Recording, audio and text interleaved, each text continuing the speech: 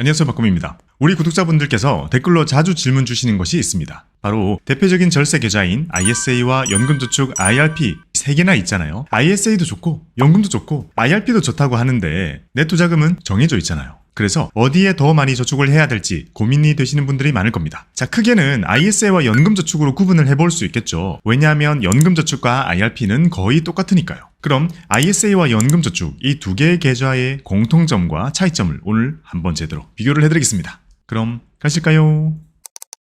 모든 차이는 바로 여기에서 출발합니다. 계좌의 존재 유죠. ISA는 중기적인 목돈 마련, 이게 주 목적이고요. 연금저축은 노후에 매달 연금으로 타 쓰는 것이 목적입니다. ISA는 중기라고 했잖아요. 3년에서 5년 정도 기간을 잡아두고 돈이 생길 때마다 넣고 투자를 해가지고 3년이나 5년이 지났을 때 몇백에서 몇천 정도의 목돈을 만드는 것에 가장 특화가 되어 있습니다. 시간이 지나서 목돈이 만들어지면 해지를 해가지고 다시 투자를 하든 집을 사든 대출을 갚든 연금저축으로 보내든 내 삶을 3년에 한번 크게 의미있게 업그레이드를 할 수 있는 목적 자금을 만드는 것이 바로 이 ISA의 목적입니다. 반면에 연금저축은 언제 개설해서 얼마를 모으든 간에 나이가 들어가지고 그 목돈을 매달 얼마씩 따박따박 나오도록 해가지고 나의 노후의 생활비가 될 현금 흐름을 만드는 것이 연금저축의 목적입니다. 연금으로 다 써야 돼요. 목돈은 어차피 안 만들어집니다. 두 개의 계좌는 각자의 방법으로 활용을 했을 때 가장 유리하도록 설계가 되어 있습니다. 똑똑하신 분들이 만든 거죠. 하지만 많은 분들이 이 본래의 목적을 순간 까먹고 이런 고민을 하시는 거죠. ISA를 하는 게 세제택이 많을까? 연금저축이 하는 게 세제택이 많을까? 물론 수치를 비교해보면 억지로 더 유리한 쪽을 찾아낼 수는 있습니다. 하지만 그것보다 더 중요한 건 진짜 노후에 쓸 돈은 연금저축에 넣고 진짜 3년 뒤에 쓸 돈은 ISA에 넣자는 거죠.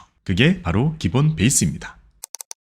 ISA는 19세 이상이면 누구나 개설할 수 있습니다. 소득이 없어도 됩니다. 심지어 15살부터 19살 이 사이의 나이라면 원래 안 되지만 소득이 있을 때는 개설할 수 있습니다. 은행이나 증권사에 열 수 있고 스마트폰과 신분증만 있으면 쉽게 만들 수가 있습니다. 신분증이 아직 없다면 서류를 떼가지고 지점에 방문해가지고 개설할 수 있습니다. 또는 부모님이 법정 대리인의 자격으로 개설해 줄 수 있죠. 하지만 모든 금융기관 통틀어서 딱 하나만 만들 수가 있습니다. 그러니까 고민하지 말고 증권사에 만드세요. 그리고 배당과 이자를 너무 많이 받는 사람들에게 붙어있는 금융소득 종합과세자는 ISA를 개설할 수 없습니다. ISA는 일반형, 서민형, 농어민으로 나눠지고요. 서민형과 농어민형은 세제택이 더 많습니다. 서민형을 개설하실 수 있는 자격은 직전 연도 연봉이 5천만 원을 넘지 않는 근로자나 종합소득이 3,800만 원을 넘지 않는 개인 사업자가 여기에 해당이 됩니다. 아무 서류 없이 개설하게 되면 일단 일반형으로 모든 사람들은 개설이 되고, 만약 서민형 조건이 되시는 분들은 개인 종합 자산관리 계좌 가입용 소득 확인 증명서 이 서류를 홈택스에서 한 장 떼가지고 제출을 해주면 서민형으로 바뀝니다. 또는 시간이 지나 서민형인 것이 입증이 되게 되면 그때 사후적으로 바꿔줍니다. 또 모바일로 계좌 개설을 할 때는요, 서민형으로 신청을 하면 손택스 앱을 통해서 서류 제출을 금방 할 수 있는 방법도 있습니다. 어쨌든 서민형 조건이 되신다면 개설할 때 꼭 서민형으로 해두시기 바랍니다. 일반형보다 비과세 한도가 200만 원이 더 큽니다. 2배가 더 큰 거죠. ISA가 나이 제한이 있었다면 연금저축은 누구나 개설이 가능합니다. 나이 제한도 없고 소득 제한도 없습니다. 100살 할아버지도 개설할 수 있고 방금 막 태어난 아기도 개설할 수 있습니다. 성인이면 신분증이 있으니까 스마트폰으로 개설하면 되고, 미성년자라면 부모님이 법정 대리인이라는 자격으로 지점에 방문하거나 스마트폰으로 개설을 해줄 수가 있습니다. 자, 이렇게 ISA와 연금저축 둘 다 계좌 개설을 하는 건 영원입니다. 또 계좌에 돈을 넣어놨다는 것만으로 수수료를 내지 않습니다. 그러니까 증권사에 터야 된다는 의미입니다. 그리고 계좌가 많다고 해도 내 생활에 불편함을 주지는 않습니다. 그런 불이익은 없으니까 투자는 나중에 하더라도 계좌 개설은 미리미리 해두시는 게 좋다는 거죠. 시작이 반이듯이 개설도 반입니다. 이렇게 개설을 했으면 이제 투자금을 입금해야 되죠. ISA는 1년 동안 최대 2천만 원까지 입금을 할 수 있습니다. 3년 후에 해지할 거라면 3년 동안 6천만 원까지 넣을 수 있다. 원금 기준으로 그렇게 생각하시면 되고, 최대한 많이 넣고 싶다면 5년 동안 2천만 원씩 해서 최대 1억 원까지 투자금을 넣을 수가 있습니다. 1년에 2천만 원을 넣을 수 있으니까 억지로 월로 나누면 월 167만 원 정도라고 감을 잡을 수가 있겠죠. 그리고 1년에 2천만 원을 입금 다 하지 못했다면 남아있는 한도는 다음 해로 2월이 되니까 올해 입금 한도를 채우지 못했더라도 나중에 쓰면 되니까 미리미리 만들어 주시는 것이 좋습니다. 미리 만들어 둬야 시계가 돌아가고 한도가 2월이 되겠죠. 극단적인 예로 ISA 계좌를 개설해 놓고 1원을 넣어두면 시계가 돌아가기 시작하는데 그때부터 5년 동안 하나도 안 넣고 안 썼다고 생각을 해보자고요. 그러면 5년이 지났을 때는 이 계좌는 1억 원의 한도를 가지고 있는 아주 큰 한도의 세제 혜택 계좌가 되어 있을 수 있습니다. 만약에 그때 혹시 모르죠. 갑자기 부모님께서 1억을 덜컥 주실 수도 있잖아요. 부모님이 몰랐어? 우리 부자였어 하면서 1억을 줄 수 있기 때문에 그때는 1억 생기면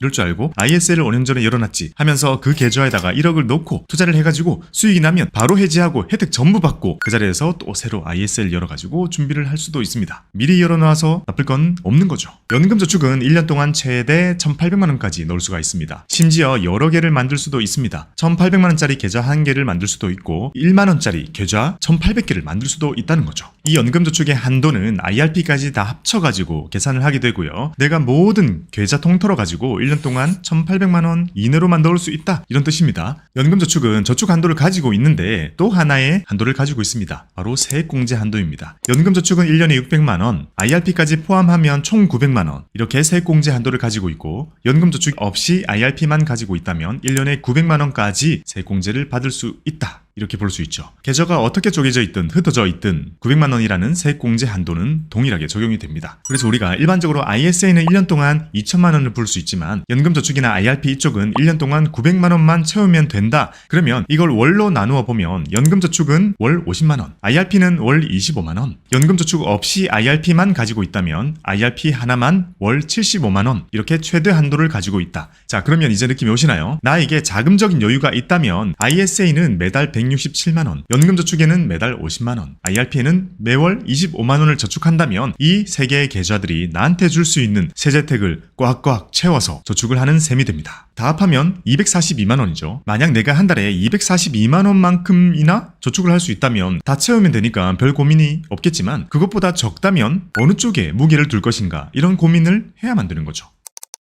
이렇게 계좌에 입금까지 했으니 이제 입금한 돈으로 뭘 투자할지 고르는 단계입니다. ISA는 할 수 있는 게 굉장히 많습니다. 중개형 ISA를 기준으로 현금으로 두거나 RP를 사거나 ELS를 사거나 ELB를 사거나 펀드를 사거나 ETF를 사거나 리츠를 사거나 인프라 펀드를 사거나 국내 개별 주식을 사거나 마음껏 제한 없이 다 살 수 있습니다. 맞는 계좌이기 때문이죠. 안 되는 것만 기억하는 게 더 쉽습니다. 해외 주식 직구하는 것 그거는 안 됩니다. 해외 주식을 투자하고자 한다면 국내에 상장되어 있는 ETF들 중에서 해외 주식에 투자하는 것, 그걸 사야만 하는 거죠. 연금저축은 당연히 ISA보다 할 수 있는 것이 훨씬 적습니다. 현금으로 두거나 펀드를 사거나 ETF를 사거나 TDF를 사는 것, 이게 다입니다. 제가 생각할 때는 이 둘의 가장 큰 차이는 국내 개별 주식이 되냐 안 되냐의 차이인데요. 사실상 연금저축은 간접 투자로만 가능하도록 되어 있다 라고 보시면 됩니다. 게다가 연금저축은 노후를 위한 계좌라서 너무나 위험한 거, 레버리지 ETF, 인버스 ETF 이런 거는 아예 사지 못하도록 막혀 있습니다. 그러니 나는 꼭 개별적인 기업을 공부해서 가치 투자를 하고 싶다면 이런 분들은 ISA를 메인으로 가야 됩니다. 반면에 나는 개별 주식을 사는 건 크게 관심이 없고 펀드나 ETF를 잘 활용해서 시간을 이용한 자산 관리식 적립식 투자를 하고 싶다라고 하신다면 연금저축 쪽에 무게를 싣는 것이 좋습니다. 다만 연금저축은 돈을 넣으면 어차피 묶입니다. 즉 ISA보다요 연금저축은 계좌 자체가 가지고 있는 그 제약이 훨씬 큰 계좌입니다. 그래서 어떤 투자를 하고 싶다는 것보다 정말 오래 투자를 해가지고 연금으로 쓸 것인가가 훨씬 중요한 것이 바로 연금저축입니다.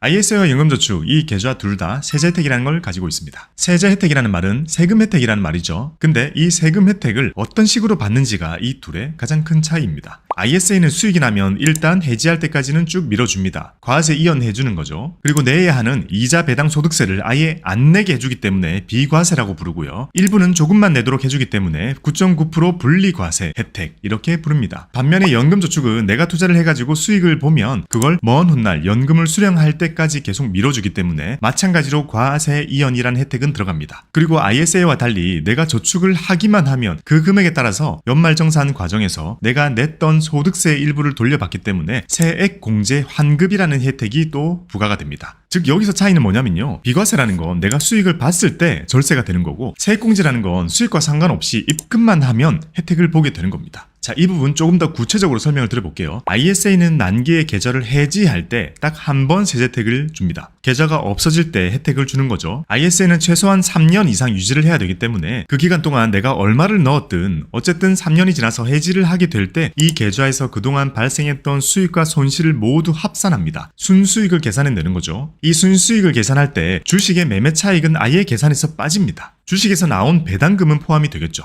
ISA는 이 안에서 다양한 투자할 수 있다고 했잖아요. 그래서 그 중에서 뭘 골라서 투자했든 하나하나 계산하면 너무 복잡하니까 그냥 깔끔하게 이 계좌가 태어나서 없어질 때까지 순수하게 얼마를 벌었는지를 계산합니다. 그리고 그렇게 번 수익은 원래 15.4%라는 세금을 떼야 되는 거잖아요. 근데 그걸 떼지 않고 만기까지 쭉 과세 이연으로 밀어준 후에 그 수익 중에서 200만 원만큼은 세금을 아예 면제해 줍니다. 비과세를 해주는 거죠. 그리고 서민형일 경우에는 400만 원을 아예 면제해 줍니다. 비과세를 해주는 거죠. 비과세를 하고도 더 수익이 남는다면 원래 15.4%를 내야 하는 수익을 9.9%만 내도록 저율로 분리과세까지 해줍니다. 분리과세의 한도는 없습니다. 그러니 많이 수익을 보면 볼수록 좋은 거죠. 자, 예를 들어 볼게요. ISA를 열고 1년에 2천만 원씩 넣어가지고 3년 동안 6천만 원을 넣었다고 가정해 보겠습니다. 6천만 원으로 주식도 사고 배당도 사고 ETF도 사고 펀드도 사고 이런 거를 막 했어요. 수익이 날 때도 있고 손실이 날 때도 있었을 겁니다. 이렇게 수익이 났을 때마다 내가 냈어야 할 15.4%의 이자 배당 소득세를 다 안 내고 있다가 3년이 지나서 이 계좌를 딱 해지할 때 봤더니 3년 동안 내가 1,000만 원을 벌었다고 가정을 해볼게요. 1,000만 원을 벌었다면 원래 154만 원을 배당 소득세를 내었어야 하지만 그걸 안 내고 지금까지 가지고 온 후에 그 중에 200만 원만큼은 아예 세금을 면제해주고요. 남아있는 800만 원에 9.9%의 세금만 분리과세를 합니다. 그러면 내가 내게 되는 세금은 대략 80만 원 정도가 되는 거죠. 세금을 작게 내지만 늦게 낸다는 것도 의미가 있습니다. 이렇게 우리가 어차피 할 투자라면 ISA에서 했다는 것만으로도 많은 세금을 절약할 수가 있습니다. 이게 ISA가 우리에게 주는 비과세와 분리과세 그리고 손익통산과세위원회 혜택입니다. 이번엔 연금저축입니다. 연금저축이 주는 세제택은 돈을 저축할 때, 수익이 났을 때, 연금으로 타서 쓸 때 이렇게 모든 단계에서 세제택이 녹아 있습니다. 돈을 넣을 때는 세액공제를 해주고요. 세액공제는 수익이 나든 손실이 나든 그거랑 상관없이 내 명의로 된 연금저축에 내가 입금을 하는 순간 증권사에서 자동으로 다 집계가 되고 그 내용은 모두 국세청으로 자동으로 통보가 됩니다. 그렇게 입금했다는 것만으로도 반영이 되어서 연말정산의 과정에서 우리가 세액공제 받은 걸 확인해 볼 수가 있죠. 세액공제가 얼마만큼이 되는지는 소득의 크기에 따라서 달라지게 됩니다. 자, 이 그림을 보시면 세액공제는 내가 입금만 해도 혜택이 있기 때문에 작게 넣으면 작게 받는 거고 많이 넣으면 많이 받을 수 있습니다. 그래서 최대로 받을 수 있는 금액만 정해져 있는 거고 보통은 이걸 얘기하는 거죠. 매년 내가 저축을 하는 만큼 세액공제를 받게 되고요. 해가 바뀌면 다시 리셋이 됩니다. 그러면 다시 그 해에 내가 또 얼마만큼 저축을 했느냐에 따라서 그 해가 끝날 때 연말정산의 과정에서 혜택을 받을 수 있게 됩니다. 자, 이렇게 세액공제를 받기 위해서 연금저축에 돈을 넣었습니다. 이제 이 돈으로 펀드나 ETF를 고른다고 했죠. 개수 제한, 횟수 제한 이런 거 없으니까 마음껏 골라서 투자를 하게 됩니다. 그렇게 돈을 불려나가게 되죠. 펀드와 ETF에서 수익이 발생하면 연금저축 안에서도 내야 할 15.4%의 이자 배당 소득세를 떼지 않고 다 밀어줍니다. 언제까지 밀어주냐면 먼 날 내가 노인이 되어 연금을 수령하는 날까지 계속 밀어줍니다. 떼야 할 수익이라는 이름표를 계속 붙인 채로 계속 달고 가는 거죠. 그래서 과세이연이라고 부릅니다. 언젠가 연금저축을 수령하겠다고 신청을 하게 되고 그럼 그때 이 돈들이 나오게 되는데요. 그때는 연금소득세를 내게 됩니다. 연금소득세는 그림에 보시는 것처럼 3.3%에서 5.5%로 세율이 다소 낮은 편입니다. 내가 저축을 하면서 세액공제를 받았던 거 싹 다 포함이 되고요. 그리고 그걸로 인해 불어났던 수익금들 이거 모두 연금소득세를 내는 대상이 됩니다. 이렇게 연금저축은 돈을 넣을 때는 세액공제, 불려갈 때는 과세이연, 연금을 타 쓸 때는 저율과세를 해주는 세제 혜택 종합 세트인 거죠.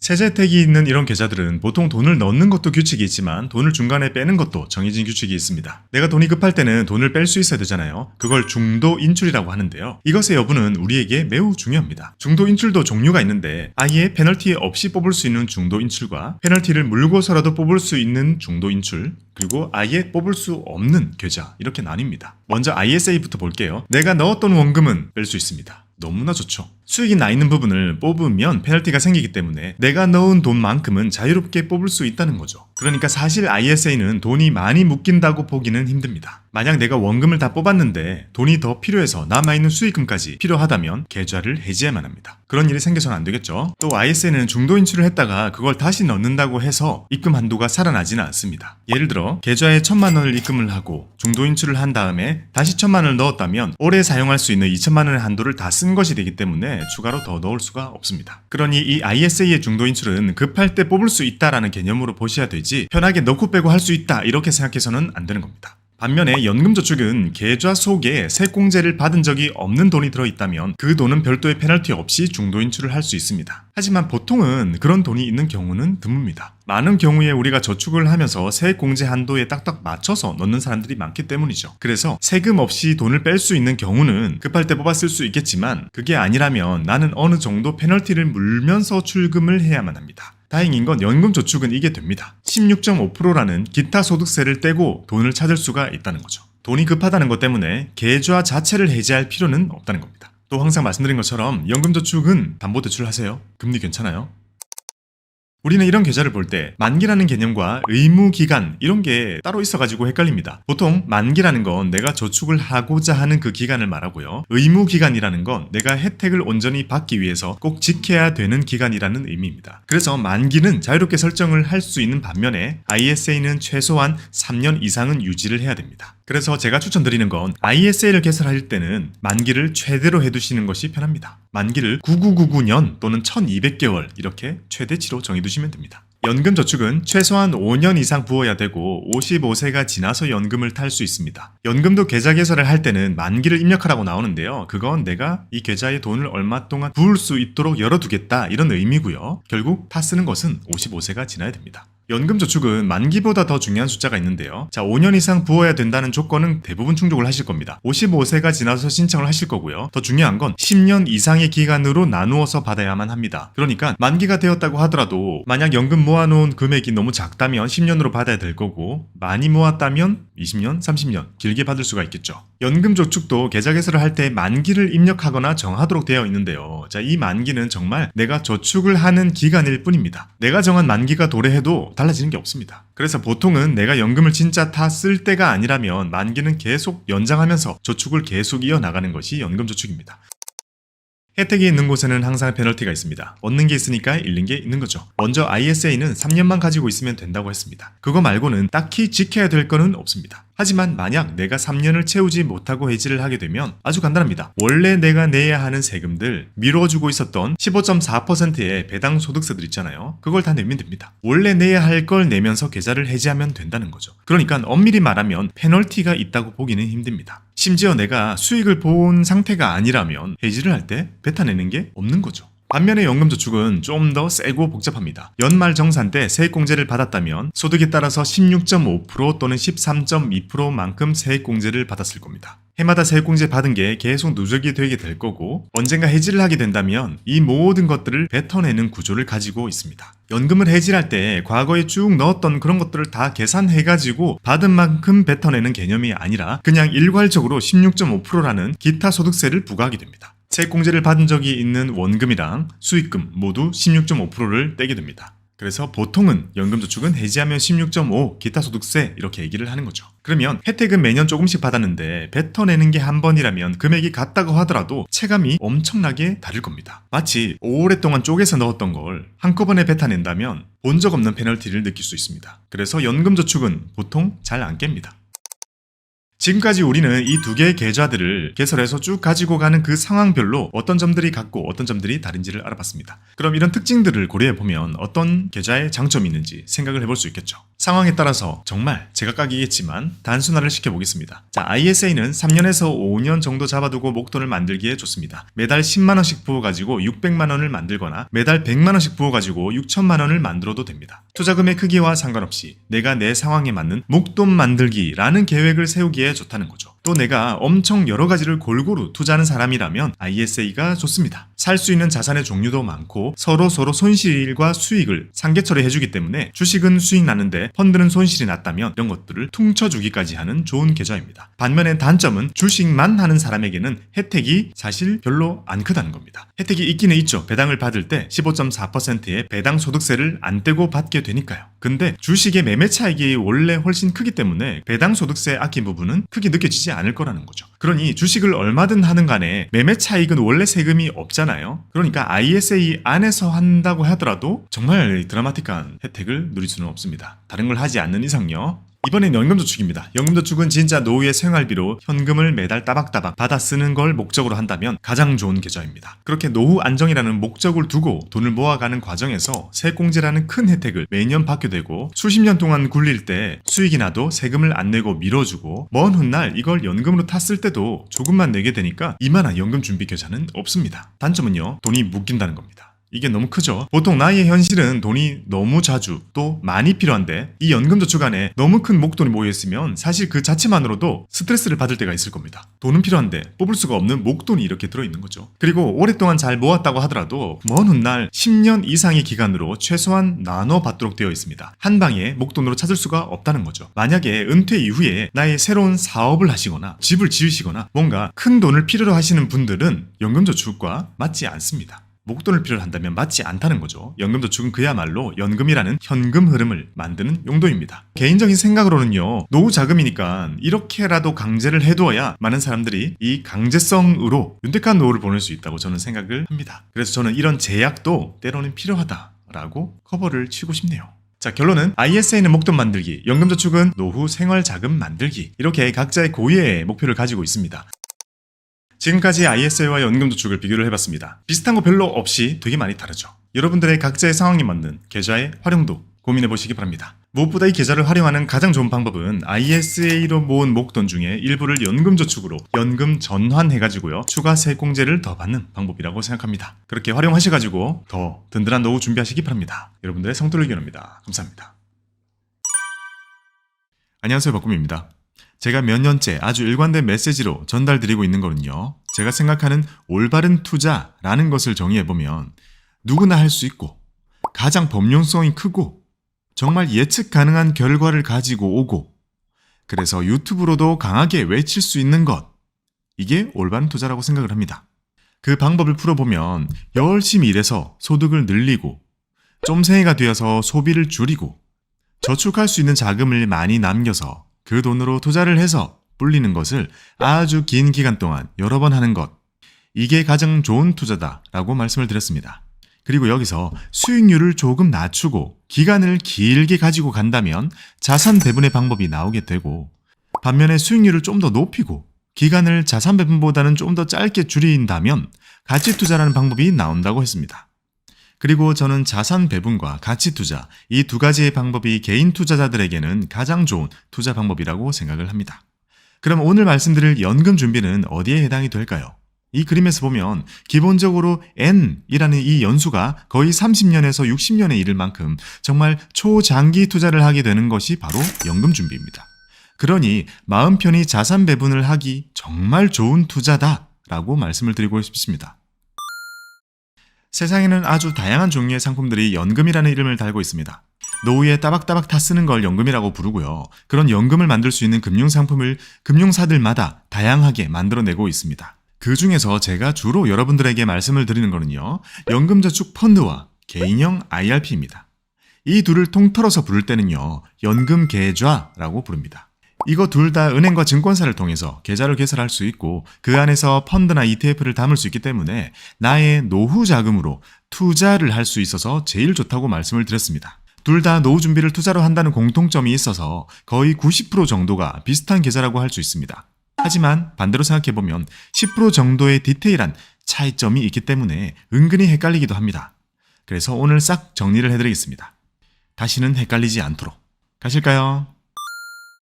연금은 진짜 크게 나누면 세액공제를 받는 세제 적격 연금과 세액공제 말고 비과세 혜택을 받는 세제 비적격 연금으로 나뉩니다.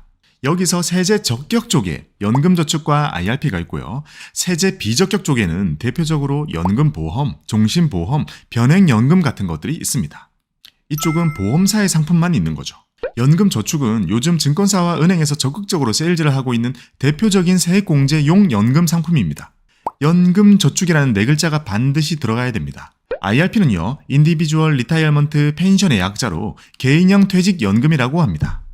퇴직연금 삼총사인 DB, DC, IRP 중에 하나인데요. 이것도 이름은 어렵지만 우리가 사용하는 입장에서 보면 내가 금융기관을 골라서 계좌를 열고 내 돈으로 저축을 하고 세액공제 받다가 나중에 연금으로 타서 쓰는 방식이기 때문에 사용하는 입장에서 보면 연금저축이랑 거의 똑같습니다.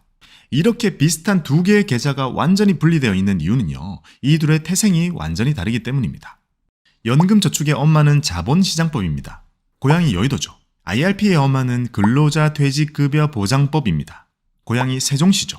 이렇게 태생은 완전히 다르지만 스스로 돈을 넣고 스스로 노후를 준비한다는 완전히 동일한 목적을 가지고 있기 때문에 혜택이 거의 비슷한 겁니다. 계좌 개설을 할 때의 공통점은 둘 다 스마트폰으로 증권사 앱을 통해서 쉽게 만들 수 있다는 겁니다. 차이점은요, 연금저축은 1살짜리 아기도 100살짜리 노인도 만들 수 있습니다. 1살짜리 아기 이름으로 연금저축을 만들고 돈을 넣고 펀드를 고르면서 20년 동안 붓다가 나중에 아기가 20살이 되면 그걸 그대로 줄 수 있겠죠. 이렇게 주게 되면 그 안에 든 많은 돈 중에서 원금 부분은 세액공제를 전혀 안 받았기 때문에 언제든지 출금이 가능한 그런 돈으로 남게 됩니다. 돈이 묶이는 걱정을 그리 크게 안 해도 된다는 거죠. 수익 부분만 과세가 되니까요. 그걸 받은 아기는 20살의 아기인가? 목돈을 뽑아서 스타트업을 차리는 데 쓰거나 아니면 취업하고 나서 이제 자기 돈으로 그걸 이어서 부으면서 세액공제 받으면서 노후 자금을 계속 모으거나 두 가지의 선택을 할 수 있게 되죠. 물론 그때가 될 때까지 오랫동안 부어왔던 그 기간 동안에 과세이연이라는 혜택은 그대로 얻을 수 있기 때문에 이것도 아주 좋은 방법이 되는 거죠. IRP는 소득이 있는 사람이면 다 열 수 있습니다. 스마트폰으로 비대면 계좌 개설을 할 때 소득이 있다는 증빙 자료를 다 제출하는 과정이 있습니다. 계좌를 개설할 때는 소득이 있었는데 이후에 소득이 없어지더라도 크게 상관없습니다. 열 때만 있으면 돼요. IRP를 오픈할 때 일부 증권사에서는요, 퇴직금 수령용인지 개인 저축용인지 선택하는 화면이 나오기도 합니다. IRP는 퇴직금 받을 때랑 내 돈을 저축하는 거랑 이렇게 두 가지의 목적을 하나의 계좌에서 처리하게 되는 그런 계좌라는 것이 연금저축과는 다른 점입니다. 그래서 연금저축과 비교를 할 때의 IRP는요, 여기서 내 돈을 저축하는 용도, 바로 여기, 이것만 보시면 됩니다. 계좌를 열었으면 이제 돈을 넣어야죠. 둘 다 언제든 내가 원할 때 계좌번호로 입금을 하기만 하면 돈이 들어갑니다. 그렇게 들어간 돈은 자동으로 집계가 다 되고 한 해가 끝나면 그 내용이 자동으로 국세청에 보고가 되면서 세액공제에도 자동으로 다 적용이 되게 됩니다. 누락이 되는 경우는 거의 본 적이 없습니다. 둘 다 자유입금식으로 넣을 수 있습니다. 매달 얼마까지 이런 한도는 없고요. 그냥 연 한도 1,800만 원만 있고 그걸 넘지 않게 자유롭게 넣을 수 있습니다. 다만 이 1,800만 원이라는 한도는 한 명의 사람에게 부여되는 한도이기 때문에요. 연금저축과 IRP가 그 한도를 함께 공유합니다. 계좌의 수도 중요하지 않고 몇 개가 있던 간에 전부 다 합해서 넣을 수 있는 건 1,800만 원이라는 겁니다. 계좌를 개설할 때 이 한도를 쪼개 가지고 여러 가지의 계좌에 그 한도를 부여를 하면서 만들게 됩니다.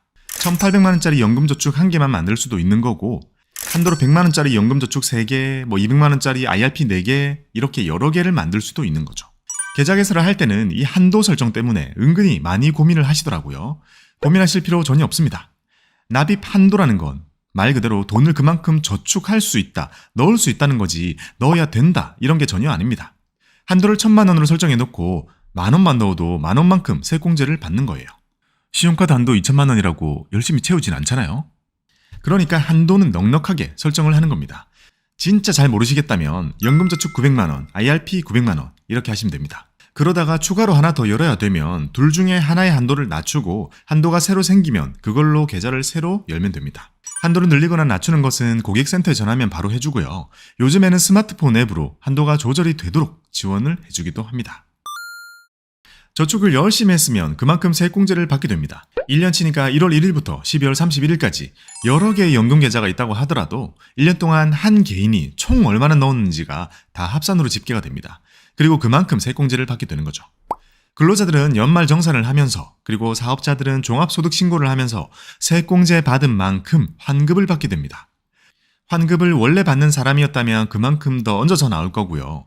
뱉어내야 하는 상황이었다면 오히려 환급을 받는 걸로 바뀔 수도 있을 겁니다. 단 세액공제를 받는다는 건 돌려받을 만한 소득세가 충분히 내져 있는 근로자여야만 합니다. 세액공제는 짠! 여기 보이는 것처럼 상황에 따라서 13.2% 또는 16.5%만큼 세액공제를 받게 됩니다. 딱 보면 내가 얼마까지 받을 수 있겠구나 라는 걸 짐작해 볼 수 있죠. 저축 한도는 합해서 1,800만 원까지이지만 세액공제를 받을 수 있는 한도는 좀 다릅니다. IRP는 총 900만 원까지 해주고요. 연금저축은 600만 원까지 해줍니다. 그리고 IRP의 한도는 이 연금저축의 한도를 품고 있는 형태입니다. 즉, 연금저축이 없는 사람이 IRP를 만들면요, 900만 원까지 세액공제를 받을 수 있고 연금저축을 600 이미 부은 사람이 IRP를 연다면 300만 원만큼만 더 세액공제를 받을 수 있다는 게 되죠. 세액공제라는 개념은 그렇게 많은 걸 따지지 않고 딱 얼마 내면 딱 얼마 돌려주겠다 이런 의미거든요. 그러니까 그 공제 금액 자체가 상당히 큰 편입니다. 명확하게. 그러니까 혜택이 엄청 크다는 거죠. 사람의 뇌를 측정해 보면요, 미래의 나를 바라보는 거랑 옆집 아줌마를 바라보는 거랑 똑같다고 합니다. 즉 미래의 나는, 노인이 된 나는 남인 거죠. 그러니까 소중한 돈을 남에게 줄 수 없는 우리는 노인이 될 나를 위해서 걱정이 되니까 돈을 모아야지 하면서 저축을 하는 것이 사실 어렵다는 뜻이 됩니다. 그래서 대부분의 연금 계좌는요, 지금 시점에 우리가 바로 느낄 수 있는 경제적 유인책을 아주 강하게 주게 되는 겁니다. 그게 바로 방금 보여드린 세액공제인 거죠. 우리 대한민국에게 다가오는 가장 무서운 미래는 노인 빈곤 대란입니다. 그래서 자기 돈으로 자기 노후를 준비하는 그런 연금에는 세제택이 계속 커져만 가고요. 예전에 있던 다른 세제택 계좌들, 재형저축이나 소장펀드나 이런 계좌들은 거의 없어지게 된 겁니다. 그래서 지금의 세테크는 아주 단순합니다. 연금에 600 채우고 IRP에 300 채우면 그게 혜택은 제일 큽니다. 돈을 넣었고 세액공제를 얼마나 받을지도 계산을 했으니까 이제 투자 상품을 골라야죠. 여기서만큼은 연금저축과 IRP는 상당한 차이가 나게 됩니다. 먼저 연금저축은 현금, 연금펀드, ETF 이렇게 세 가지 형태로만 투자를 할 수 있습니다. 나는 진짜 아무것도 몰라서 일단 계좌 개설을 하고 입금만 해뒀다. 그러면 현금이 되는 거죠. 현금 상태로 1년 내내 있었다. 그래도 세액공제는 다 됩니다. 천천히 상품에 대한 공부 하나씩 해 가시면서 조금씩 다른 걸로 바꿔가며 매수를 해주시면 됩니다. 다음은 연금펀드. 일반적인 펀드가 아니라 연금 계좌에서 매수가 가능한 연금펀드라는 종류가 따로 있습니다. 구별하는 법은요, 펀드의 이름에 연금이라는 말이 아예 들어가거나 아니면 펀드의 이름 끝에 P, P-E, S-P 이런 식으로 P가 들어가면 그게 바로 연금펀드입니다. 요즘에는 더 간편하게 앱에서 펀드를 고를 때 연금펀드 메뉴가 아예 따로 있으니까요. 거기에 들어가서 보면 됩니다. 다음은 ETF. 연금저축에서는 파생형 ETF를 제외한 대부분의 ETF를 담을 수 있습니다. 파생형 ETF라고 하는 거는요, 레버리지 ETF, 인버스 ETF 이런 건데요. 이런 친구들이 거래량이 정말 높지만 우리 구독자분들은 애초에 관심이 없으실 거라고 생각을 합니다. 그래서 결론을 내려보면 연금저축에서는 원하는 ETF를 거의 다 매수할 수 있다. 이렇게 생각하시면 되겠습니다. 뭐가 없어서 투자를 못하시는 경우는 없으실 거예요. 이번에는 IRP입니다. IRP는 현금성 자산, 예금, 저축은행 예금, 우체국 예금, ELB, 개별채권, 펀드, ELS, ETF, 인프라펀드, 부동산 펀드 등등 정말 다양한 상품들을 매수를 할 수 있습니다. 하나씩 보면요, 연금저축이랑 다르게 현금이라고 안 하고 현금성 자산이라고 적혀 있습니다. IRP는 입금이 되면 일단 현금으로 두는 것이 아니라 무엇이 되었든 간에 매수를 일단 해야 된다는 겁니다. 그래서 현금성 자산이라는 걸 일단 사는 걸로 입금을 하게 되고 이것도 하나의 자산군으로 들어있게 되는 거죠. 현금성 자산을 사두게 되면 증권사의 CMA 계좌에 두는 것과 비슷하게 되고요. MMDA라는 상품 이름으로 운용이 되게 됩니다. 다음은 예금. 증권사에는 예금이 없잖아요. 근데 특이하게 IRP에서는 예금도 살 수 있습니다. 예금자 보호 이런 것도 다 됩니다. 우리가 아는 그 예금이 맞습니다. 이거는요, 연금저축과 달리 IRP가 특이하게 여러 금융사들이 서로 상품을 주고받고 공유를 하도록 되어 있습니다. 그래서 증권사의 IRP를 열어도 은행에 있는 예금을 매수를 할 수 있는 겁니다.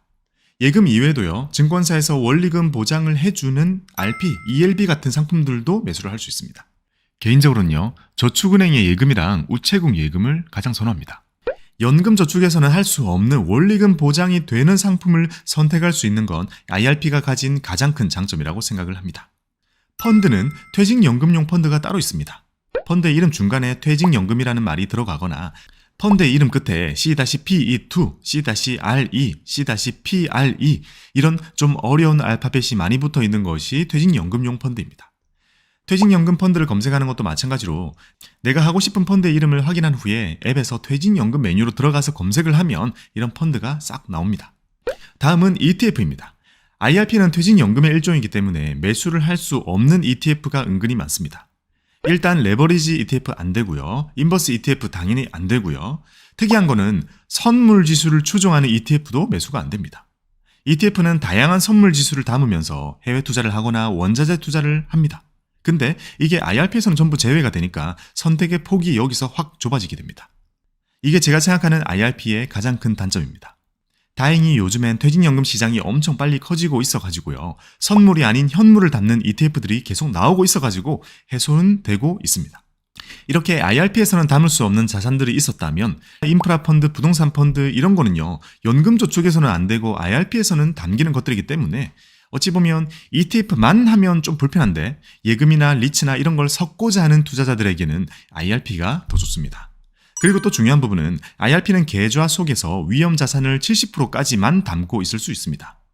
원리금 보장되는 상품들이랑 채권형 ETF 이런 것들이 안전자산으로 분류가 되기 때문에 만약에 100이라는 투자금을 입금을 했다면 70만큼은 적극적인 투자를 할 수 있고 나머지 30만큼은 안전자산을 따로 선택해서 둬야 됩니다.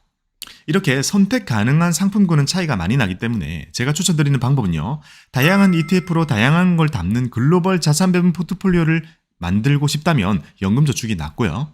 원리금 보장 상품을 넣어가지고 나는 진짜 좀 더 보수적으로 투자를 하기를 원하거나 아니면 나는 부동산 펀드처럼 배당을 주는 자산이 좀 더 많이 담고자 하신다면 IRP가 낫습니다.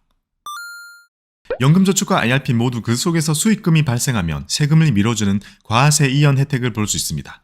일반적인 계좌에서 우리가 수익을 볼 때는 15.4%의 이자 소득세라는 걸 뗍니다. 배당도 15.4, 이자도 15.4 떼죠. 하지만 연금저축과 IRP는요, 이 15.4%의 세금을 떼지 않고 그걸 먼 훗날 연금을 수령할 때 연금소득세로 대신 내도록 미뤄줍니다. 안 내는 것이 아니라 미뤄주기 때문에 비과세라고 하지 않고 과세이연이라고 합니다.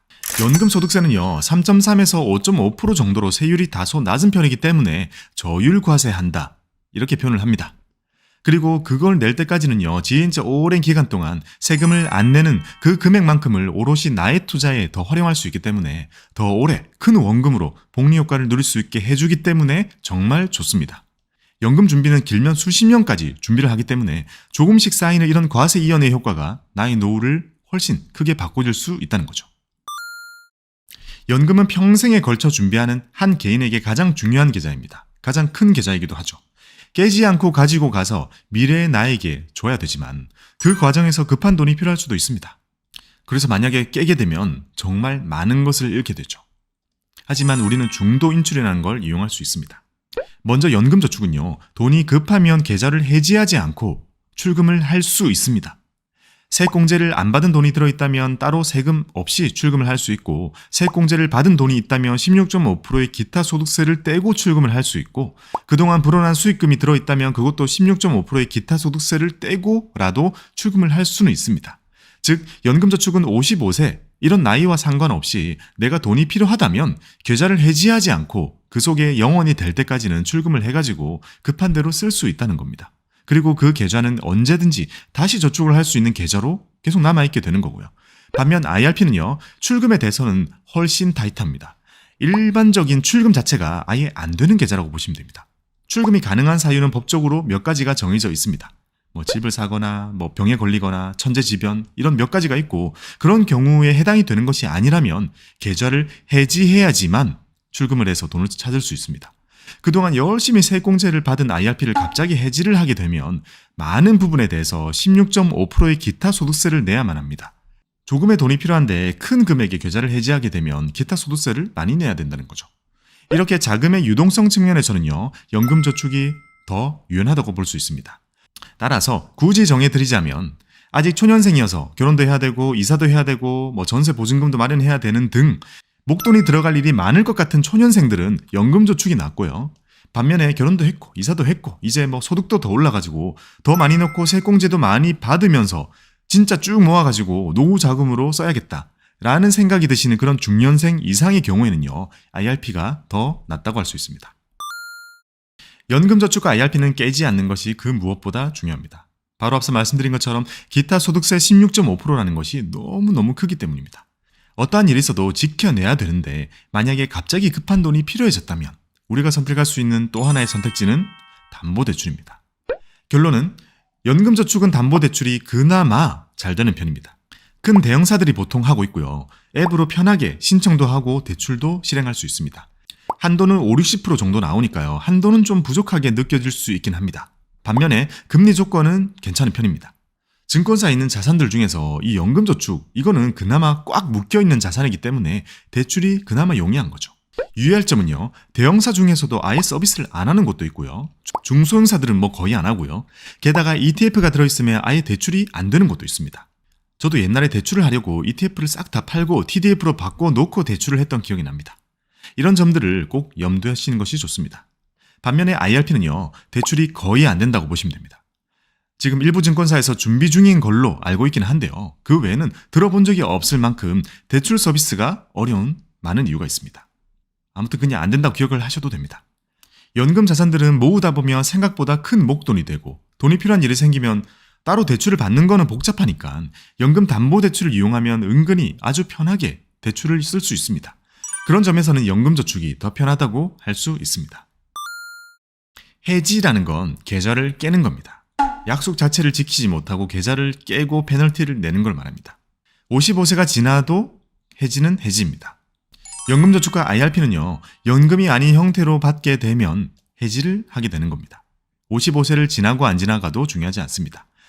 따박따박 다 쓰는 연금 형태로만 우리는 쓸 수 있습니다. 연금저축과 IRP 둘 다 해지를 하게 되면 상당히 큰 세금을 내야 됩니다. 연금으로 쓰겠다고 약속한 것 때문에 그렇게 큰 혜택을 주는 거기 때문에요. 연금으로 다 쓰겠다는 그 약속, 그걸 지키지 못하면 우리는 16.5%의 기타 소득세를 내야 됩니다. 아무리 오래 준비했다고 해도, 그리고 지금 아무리 나이가 많다고 해도 그동안 모았던 걸 한 번에 일시금으로 목돈으로 다 쓸 수 없다는 겁니다. 목돈으로 다 쓰는 건 연금이 아니잖아요. 최소한 10년 이상의 기간으로 조금씩 다 쓰면 그걸 연금수령으로 봅니다. 만약에 해지를 해야 된다면 우리가 연금저축이나 IRP를 해지하려고 고민하는 그 시점에 계좌 속에는 3가지 종류의 돈이 들어있게 됩니다. 첫 번째는 세액공제를 받은 적이 있는 내가 저축한 돈, 두 번째는 세액공제를 받은 적이 없는 내가 저축한 돈, 세 번째는 1, 2번의 돈들로 인해 생긴 수익금. 이 3가지 돈 중에서 1번과 3번에는 16.5%의 기타 소득세를 떼고 나머지 돈들을 찾게 됩니다. 우리는 보통 해마다 연금저축에는 400만원, IRP는 300만원, 또는 연금저축이 없다면 IRP에 700만원, 900만원 이런 식으로 세액공제 한도에 딱 맞춰서 넣으시는 분들이 대부분일 겁니다. 그런 분들에게는 앞에 1, 2, 3번 중에서 2번이 없다고 보시면 되죠. 그러니까 그런 분들이라면 해지를 할 때는요, 거의 대부분의 돈에 기타 소득세 16.5%를 떼게 된다는 사실을 알 수 있습니다. 그러면 곰곰이 생각해보면요, 진짜 많은 페널티를 물게 되는 거죠. 그리고 또 하나, 곰곰이 생각을 해보면 세액공제를 받는 것은 연소득 5,500만 원을 기준으로 13.2% 또는 16.5%를 받잖아요. 하지만 해지를 할 때의 기타 소득세는 16.5%를 뗍니다. 그러니까 그동안 16.5%만큼 세액공제를 받고 해지할 때 16.5%만큼 기타 소득세를 낸다면 그동안 받은 혜택을 돌려놓는, 뱉어내는 개념이구나, 이렇게 생각을 할 수 있지만 그동안 13.2만큼 세액공제를 받았는데 해지를 할 때는 16.5%를 낸다면 이 차이만큼은 일종의 페널티적 성격이 더 강하구나, 이렇게 생각을 할 수 있습니다. 그 어떤 계산을 해봐도 너무 아플 정도로 많이 떼기 때문에 연금저축과 IRP는 깨지 않는 게 최고다라고 생각을 해야 됩니다. 연금저축과 IRP 모두 연금을 수령하는 것의 내용은 동일합니다. 둘 다 55세가 지난 시점에 원할 때 연금 수령 신청을 할 수 있습니다. 55세가 임박했거나 지나고 나서 계좌를 개설하신 경우에는요, 5년이라는 시간이 지나기만 하면 연금 신청을 할 수 있습니다. 연금을 수령하기 시작하면 그동안 내지 않고 미뤄왔던, 과세연을 했던 세금을 내게 됩니다. 바로 연금소득세라는 걸 내게 되고요. 연금소득세는 나이가 더 많아질수록 세율이 낮아지니까 연금 수령을 늦게 할수록 유리하다라고 볼 수 있습니다. 그리고 내가 모아놓은 노후 자금은 목돈이고 매달 나오는 건 조금이잖아요. 연금을 다 쓰는 동안에도 나머지 목돈은 여전히 내가 선택한 상품으로 운용이 됩니다. 연금으로 다 쓰는 기간도 10년, 20년이라는 긴 기간이기 때문에 남아있는 큰 목돈들이 어떻게 운용되는지에 따라서 나의 노후 자산은 계속해서 달라지게 됩니다. 과거에 그랬던 것처럼 시장이 장기적으로 계속 우상향을 한다면 내 연금 계좌는 일종의 마르지 않는 셈이 될 수도 있다는 겁니다. 물론 단기적으로는 항상 반대가 아닌가 의심을 하게 되죠. 지금까지 연금저축과 IRP의 공통점과 차이점에 대해서 자세히 배워봤습니다. 이 정도의 정보라면 여러분들께서 어떤 계좌가 나에게 더 잘 맞을지 정하실 수 있을 거라고 생각을 합니다. 만약 그래도 고민이 되신다면 둘 다 하시는 것을 추천드립니다. 여러분들의 성공적인 노후 준비를 기원합니다. 감사합니다. 안녕하세요, 박곰입니다. 오늘 준비한 내용은 ETF에 대한 내용 중에서 요즘 많은 분들이 물어보십니다. 국내 ETF 사는 게 좋나요? 미국에 있는 ETF를 직구하는 게 좋나요? 라고 질문을 주시는데요. 당연히 딱 대놓고 이게 더 좋습니다 라는 건 없습니다. 결국 이게 많은 사람이 있고 저게 많은 사람이 있단 말이죠. 그래서 오늘 그거를 골라드리는 컨텐츠를 준비했습니다. 안녕하세요, 겜님. 안녕하세요. 미국 ETF 관심 있어요? 딱히? 오늘 시작부터 되게 관심 없는 표정이 근데 이건 약간 돈이 많냐 적냐에 따라 고르면 되는 거 아니에요? 그게 좀 주요하게 작용을 하죠. 근데 그거 말고도 디테일한 장단점, 차이점이 확실히 있단 말이에요. 그래서 오늘 그거를 전격 비교해 드리겠습니다. 궁극적으로요, 국내 ETF, 미국 ETF는 그 속에 들어있는 이 알맹이는 거의 동일해요. 동일한 알맹이 투자를 하는데 국내에 투자하면 어떤 적용을 받아요? 세금? 그쵸. 세금도 국내 거 받고 증권사의 수수료도 국내 거죠. 이런 부분들이 미국에 가게 되면 전혀 달라집니다. 그러니 요거의 차이는 이 투자의 목적보다는요, 이 동일한 목적을 추구하는 데 있어서 우리가 어떤 수단을 선택하느냐에 따라서 이 과정이 달라진다라고 기억을 해주시면 됩니다. 마치 일본에 여행을 가요. 근데 누구는 비행기 타고 가고 누구는 크루즈 배를 타고 가고 그 차이인 거예요. 결국에 우리가 도달하고자 하는 목적지는 똑같은데 한국인인 나는 비행기가 유리한가? 배가 유리한가? 다른 사람은 다른 게 유리할 수도 있는 거잖아요. 그런 차이라고 봐주시면 돼요. 그래서 궁극적으로 투자의 목적 자체가 다르지는 않다라는 말씀을 드리고 싶은 거예요. 그래서 항상 이런 말씀 드리죠. K-슈드가 좋아요? 슈드가 좋아요? 라고 누가 물어보실 때 무엇보다 전제되어야 하는 것은 어떻게 활용할 건가? 아니요. 제가 해주고 싶었던 얘기는 이거였어요. K-슈드냐 슈드냐, 타이거 나스닥 100이냐 QQQ냐. 자, 여기에 고민을 할 때 무엇보다 더 중요한 것은 이 두 개를 그렇게 정말 미친듯이 디테일하게 분석하는 것보다 내가 이거를 얼만큼 투자할 것인지, 내가 이 자산을 얼만큼 담고 싶은지, 이 자산에 대한 속성에 대해서 더 많이 알아야 된다는 그런 의도였어요. 그럼 왜 비교하는 거예요? 결국 여기 있는 알맹이에 대한 거는 검토나 이런 고민이 끝났다. 그러면 그거를 내가 어떻게 투자하는 것이 좋은가, 이 내용인 거죠. 아까 일본 여행 말씀드렸잖아요. 내가 호주를 갈지, 캐나다를 갈지, 베트남을 갈지, 인도를 갈지, 일본을 갈지 고민하고 하다가 일본으로 정한 거잖아요. 정하고 나면 그때부터 이제 우리는 비행기가 얼마지, 배가 얼마지 그때 알아보는 거잖아요. 그러니까 그 단계에서 보셔야 된다는 거예요. 만약에 그런 거 공부 안 되는 상태에서 이거 보고 뭐야 미국 ETF가 좋네 라고 하고 무턱대고 사면 안 되는 거예요. 수단이 좋을 뿐이라는 거지 결국 제일 중요한 거는 알맹이라는 거죠. 근데 이 뒤에 뭔 내용이에요 도대체? 인트로에서는 궁금한 게 하나도 없는데 돈이 많은 사람 차이밖에 생각이 안 나요. 근데 왜 이렇게 PT가 많이 준비되어 있냐? 뭐가 도대체 알 게 있어요 여기서? 차이가 큰 사람에게는 확실히 크겠죠. 근데 말씀하신 것처럼 투자금의 규모가 제일 중요하긴 하거든요. 디테일한 차이가 있기는 있죠. 그리고 그 디테일은 시간이 지나면 큰 차이를 만들어내는 거니까. 장기 투자했을 때. 네, 장기 투자했을 때는 뭐든 달라지죠. 0.01만 가지고도 장기적으로 많은 게 달라지는 게 ETF에 대한 내용들이죠. 기본적으로 ETF는 우리는 장투를 많이 합니다. 왜냐? ETF니까. 그리고 오늘 말씀드릴 거는 전부 지수니까. 지수 사고 팔아가지고 돈 버는 사람 없잖아요. 지수는 모아서 돈을 버는 그런 투자 방법이 유효한 거니까 그런 관점에서 봐주시면 되겠습니다. 깨님의 출발은 제목을 보고 이게 공부할 게 있나요? 이거 비교해 드릴 건데 결론적으로 깨님은 뭐 사면 될 것 같아요? 국내 ETF. 네, 그 내용을 보여드리겠습니다. 자, 일단 비교할 수 있는 거, 제가 떠오르는 거 다 비교해 드리겠습니다. 짠! 먼저 국내 상장 ETF와 미국 상장 ETF입니다. 요것의 이름을 먼저 비교해 볼게요. 자, 잘 안 보이실 수 있으나 자, 여기 보면 타이거 미국 S&P 500 TRH, 코덱스 미국 S&P 500H, 라이즈 미국 S&P 500H, 키움 미국 S&P 500H, 코덱스, 그리고 플러스 미국 S&P. 자, 이런 식으로 우리가 흔히 들어본 그런 ETF 브랜드가 앞에 쭉 있고 그 다음으로 지수가 있죠. 보통 이렇게 돼 있어요. ETF 브랜드, 그리고 두 번째는 지역, 그 다음에는 투자 대상, 그리고 마지막에는 투자의 방식이에요. 여기는 TR로 해지된 거, 여기는 해지된 거 해지된 거 뭐 이런 식입니다. 나스닥도 마찬가지입니다. 다 이건 미국 나스닥 100 TRH, 코덱스 미국 나스닥 100H, 미국 나스닥 100 선물 H 막 이런 식으로 되어 있습니다. 이거 제가 펀드 ETF에서 가지고 온 거거든요. 펀드 ETF는 이렇게 여러 가지 태그가 붙어 있잖아요. 이것만 보고도 눈치를 챌 수 있는 게 몇 개 있거든요. 퇴직 붙어 있죠. 이거는 거기서 살 수 있다는 의미입니다. DC나 IRP에서 살 수 있는 펀드다 라는 의미예요. 근데 여기 보면 얘만 없죠. 선물. 그렇죠. 선물은 연금저축에서는 되고 IRP에서는 안 되기 때문에 여기 이렇게 표시가 되는 겁니다. 자, 옆에 있는 S&P도 한번 볼게요. 개인퇴직, 개인이라는 말은 개인 연금저축. 거기서 된다는 거고, 안 되는 게 있네? 선물. 자, 근데 여기 딱 보면 옛날에는 선물 붙은 게 거의 대부분이었어요. 근데 지금은 현물이 주도하는 시대다라고 말씀을 드렸죠. 그래서 선물이 오히려 인기가 없고 이제 거의 눈에 안 띄는 것 같아요. 그래서 이렇게 하나 정도 있는 거고, 해지가 되어 있는 H가 붙어 있는 게 많이 있기도 하고 없는 것도 되게 많이 있어요. 그래서 지금은 여러분들이 ETF 같은 거 고르실 때 나의 계좌에서 매수가 되는 것인지도 한번 확인을 해두시는 것이 좋고, 해지된 거, 안 된 거 이런 것도 함께 검토를 하셔야 할 때입니다. 이렇게 국내 상장되어 있는 ETF 볼 때는 펀드 ETF가 제일 좋다고 말씀드렸습니다. 자, 미국에 상장되어 있는 ETF는 etf.com에 들어가면 볼 수 있는데, 미국에 있는 이름은 우리랑 다릅니다. 우리는 이름 정말 길죠. 근데 미국은 정말 짧습니다. SPY, VOO. 자, 위에 거는 스파이라고 부르고 밑에 거는 부라고 부르죠. IVV. 대표적인 것만 솔팅해 왔습니다. 자, 그리고 밑에 VTI, 요 정도까지는 알아야 돼요. VTI 뭐죠? 뱅가드 토탈 마켓입니다. 자, 위에 있는 거는 뭐죠? 요 세 개는 S&P 500입니다. S&P 500, S&P 500, S&P 500. 요게 미국의 1, 2, 3대장이니까 전 세계 1, 2, 3대장인 거고, 그 바로 뒤를 이어서 VTI라는 이 토탈 ETF가 가지고 있어요. 토탈 마켓. 그러니까 지수 이름을 붙이면 얼스 지수죠. 얼스 지수.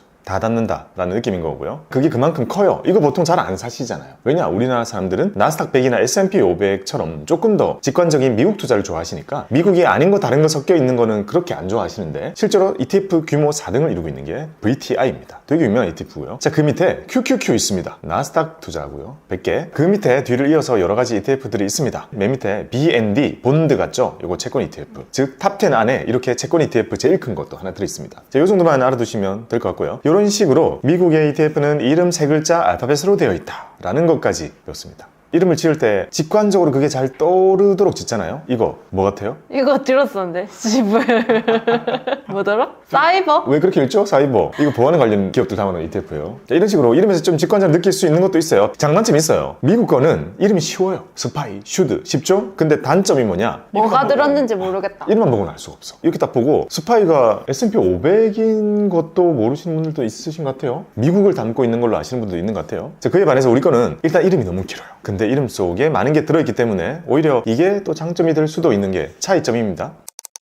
자, 두 번째는 수익률입니다. 비슷하네. 수익률 많이 차이가 나겠어요, 상식적으로? 똑같은 걸 담았으니까. 그쵸. 기초지수가 똑같잖아요. 기초지수라고 하는 것은 ETF가 쫓아가야 될 지수를 가지고 오는 거잖아요. 그리고 기초지수와 얼만큼 떨어지는가는 이제 괴리와 추적오차 같은 것으로 표현할 수 있는데, 이렇게 큰 미국의 시장의 기초지수의 추적오차 0.0 몇, 워낙 유동성뿐만 아니라 괴리가 생길 일이 거의 없는 거죠. 같은 걸 추종하기 때문에 사실상 비슷합니다. 자, 다른 부분은 어디서 오겠어요? 그때 이제 사람들의 심리에 따른 그런 괴리 같은 게 조금 있을 수 있고, 그거 말고는 보수 차이가 있겠죠. 그리고 세금 차이 같은 것도 있을 거고, 왜냐 전혀 다른 나라에 있는 거니까. 하지만 그런 걸 다 고려하지 않은 기초지수는 동일합니다. 그러니 결국 큰 그림에서 여러분들이 고민하셔야 될 거, 내가 국내 상장 ETF로 S&P를 사서 잘 안 됐다라는 건 말이 안 된다는 거예요. 아, 해외로 사나 국내로 사나 똑같으니까. 네, 일단 이 큰 그림은 바뀌지 않기 때문에 비슷하죠? 자, 3년씩 끌어서 온 겁니다. S&P 500을 추종하는 국내 상장되어 있는 ETF 하나 갖고 온 거고, 여기에는 미국에 상장되어 있는 S&P 500을 추종하는 ETF의 그림입니다. 그러니까 이제 수익률에서는 차이를 사실상 그렇게 많이 가지고 오기 힘들다고 저는 생각해요. 근데 3년으로 비교하는 게 말이 되는 거예요? 더 길게 하라고 했는데, 국내 상장되어 있는 ETF들은 아, 이제 생겼구나. 이제 최근에 생긴 것도 많고, 그리고 그 전에 있던 게 뭐였죠? TR이 대세였어요. 아, 그러면 조금 더 높은 거예요? TR이라고 한다는 것은 일단 분배금 받은 거 재투자하는 게 가정되어 있는 거잖아요. 재투자를 하게 되면 수익률이 급격히 좋아지죠. 그리고 미국에 있는 것들도 보통 지수를 쓸 때는 TR 지수를 쓰는데, 이제 그런 디테일한 차이까지 다 비교할 수가 없다 보니까 일단은 큰 그림으로 이렇게 비교하려고 가지고 온 겁니다. 자, 수익률은 그만하다, 뭐 큰 차이가 없겠다라는 생각을 해보고요. 자, 그 다음에는 덩치. 얼만큼 차이는지 한번 봅시다. 국내에 상장되어 있는 상위에 있는 것들을 가져왔습니다. 타이거 미국 S&P 500, 타이거 미국 나스닥 100, 코덱스 미국 S&P 500, 나스닥 100, 에이스, 라이즈, 거의 S&P 500, 나스닥 정직하게 쭉 있죠? 근데 딱 보면 뭐예요? 해지 안 된 ETF, 그리고 현물 ETF. 그게 지금의 메인이에요. 상위를 다 그게 이루고 있습니다. 그리고 그걸 차지하고 있는 시총은 8조, 4조, 3조, 한참 밑으로 내려가도 거의 뭐 1조 원에 육박해요. 와, 저 진짜 놀랐어요. 제가 이 똑같은 영상을 제 유튜브 초창기 때 만든 게 있더라고요. 그때 얼마였는데요? 몇천억.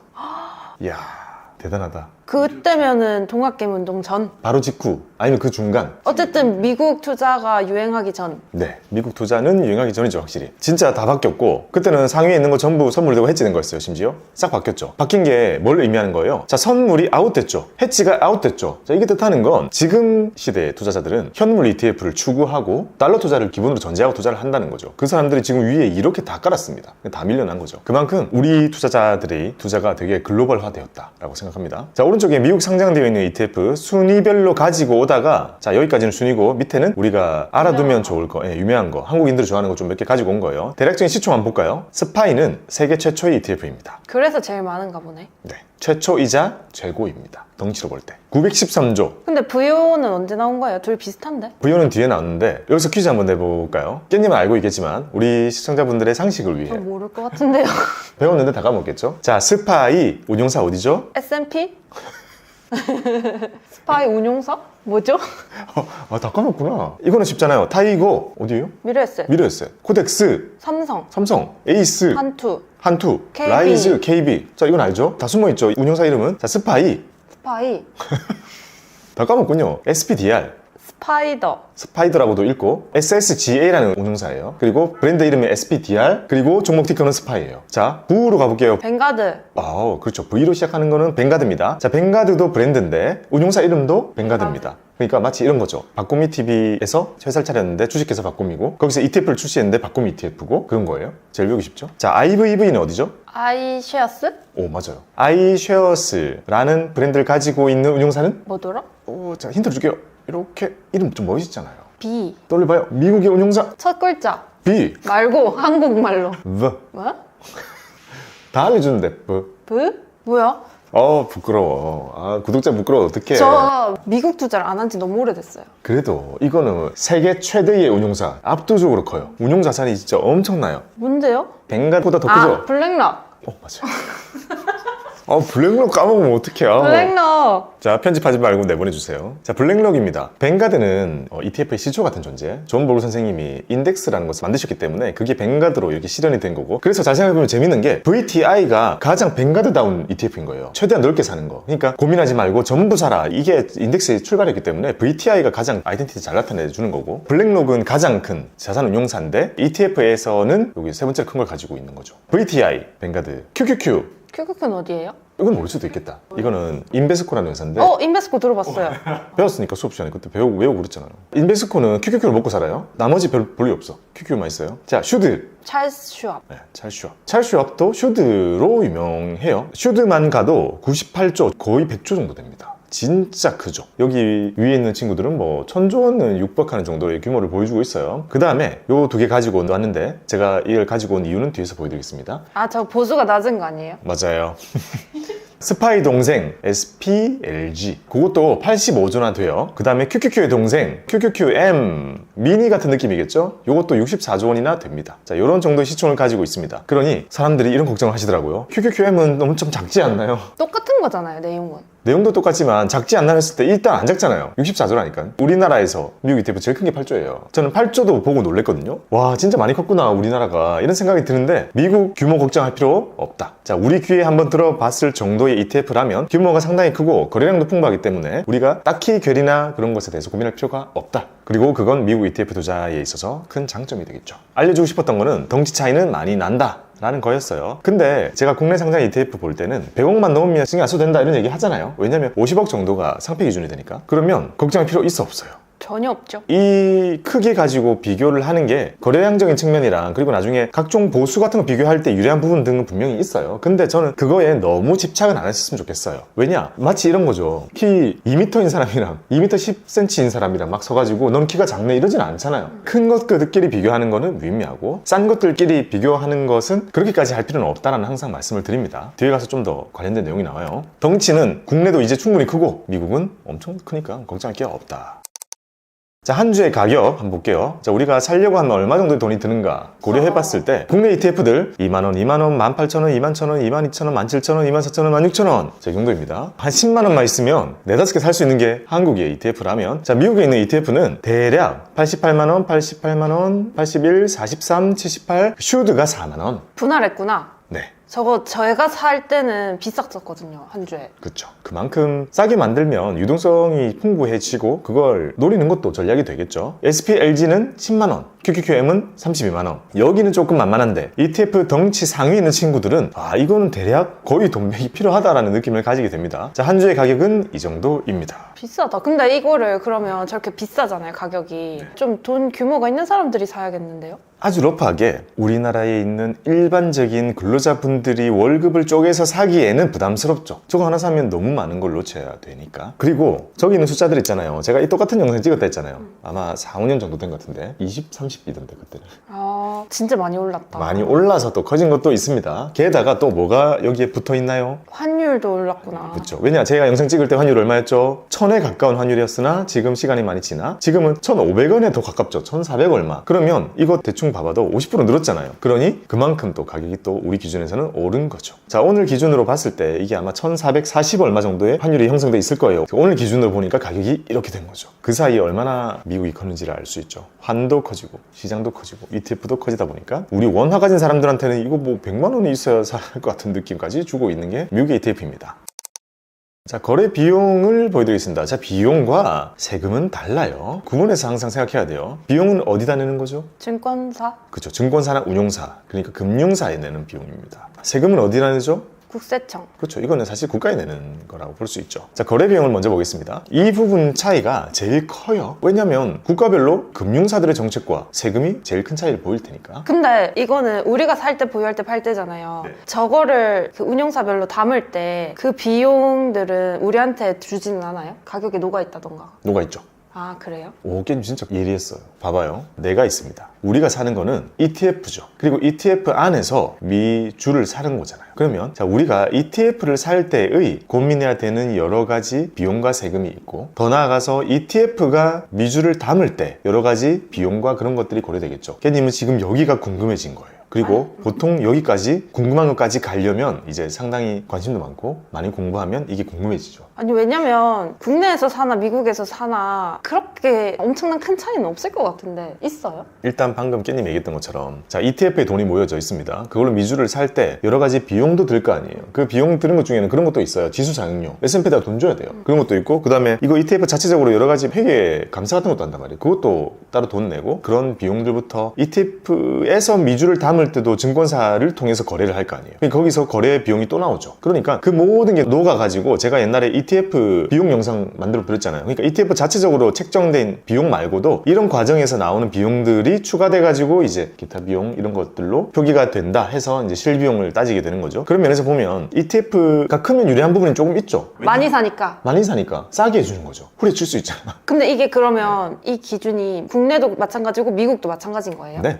아, 그럼 직투하는 미국 ETF도 어쨌든 운용하는 데 있어서 비용이 든다는 거네요? ETF 안에서 일어나는 일은 똑같습니다.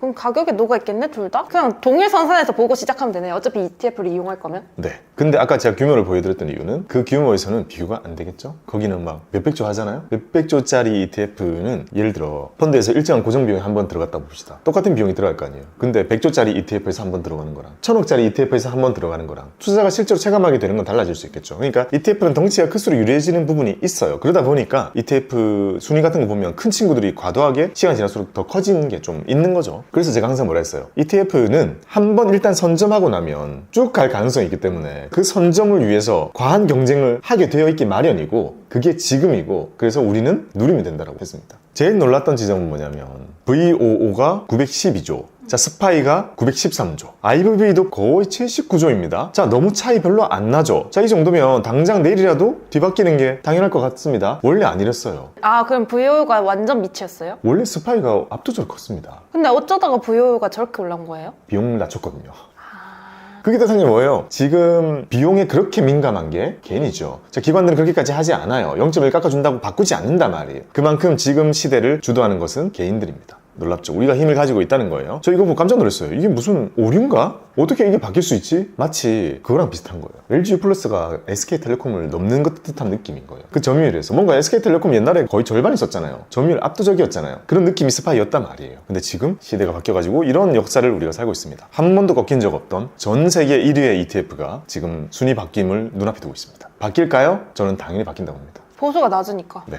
2배 넘게 차이 나니까. 그러면 궁금하죠? 이렇게 묻는 사람도 있어요. 보수 때문에 그렇게 차이 나는 거면 보수 낮추면 되잖아. 안 낮추는 이유는 사람들이 안 나가서? 네. 그동안은 비싸게 받아도 들어온 사람들이 그냥 더 내는 걸 택했으니까 지금까지 있었던 거예요. 그리고 보수 낮은 거를 따로 출시했거든요. 그러니까 이게 애매하죠? 야, 보수 낮은 거 출시했는데 보수 높은 걸 낮춰요? 이걸 근데 합치면 또 스파이 훨씬 큰 것도 맞잖아요. 그러니까 지금 운용사들마다 전략이 다 다른 거예요. 그래도 장기적으로 보면은 사람들이 똑똑해졌으면 똑똑해졌지 이대로 유지가 되지는 힘들지 않아요? 그럴 가능성이 크죠. 왜냐? 일단 인지했으면 이동할 거 아니에요. 옛날에는 잘 모를수록 그냥 스파이를 선택하는 수요가 컸습니다. 우리나라도 마찬가지예요. 야, 미국 ETF 살 거면 그냥 스파이 사 이렇게 얘기했잖아요. 근데 지금 어떻게 얘기해요? 미국 ETF 살 거면 스파이 대신 S&P LG 사 이렇게 얘기하잖아요. 왜냐면 그게 똑같은데 보수 낮으니까. 야, 차이가 진짜 없어? 진짜 없어. 그만큼 알고 나면 액션이 바뀌는 거죠. 그리고 그게 맞다고 생각하고 그걸 알리는 게 이제 유튜버들 같은 사람들의 역할이라고 생각해요. 자, 그러면 큰 차이를 보이고 많은 사람들이 아주 궁금해하는 부분이 이 부분입니다. 어떤 비용의 차이가 있는지 한번 볼게요. 국내 상장되어 있는 ETF를 상상해 봅니다. 그거를 위탁계좌나 ISA나 연금저축에서 살 때 우리는 뭘 내죠? 거래 비용?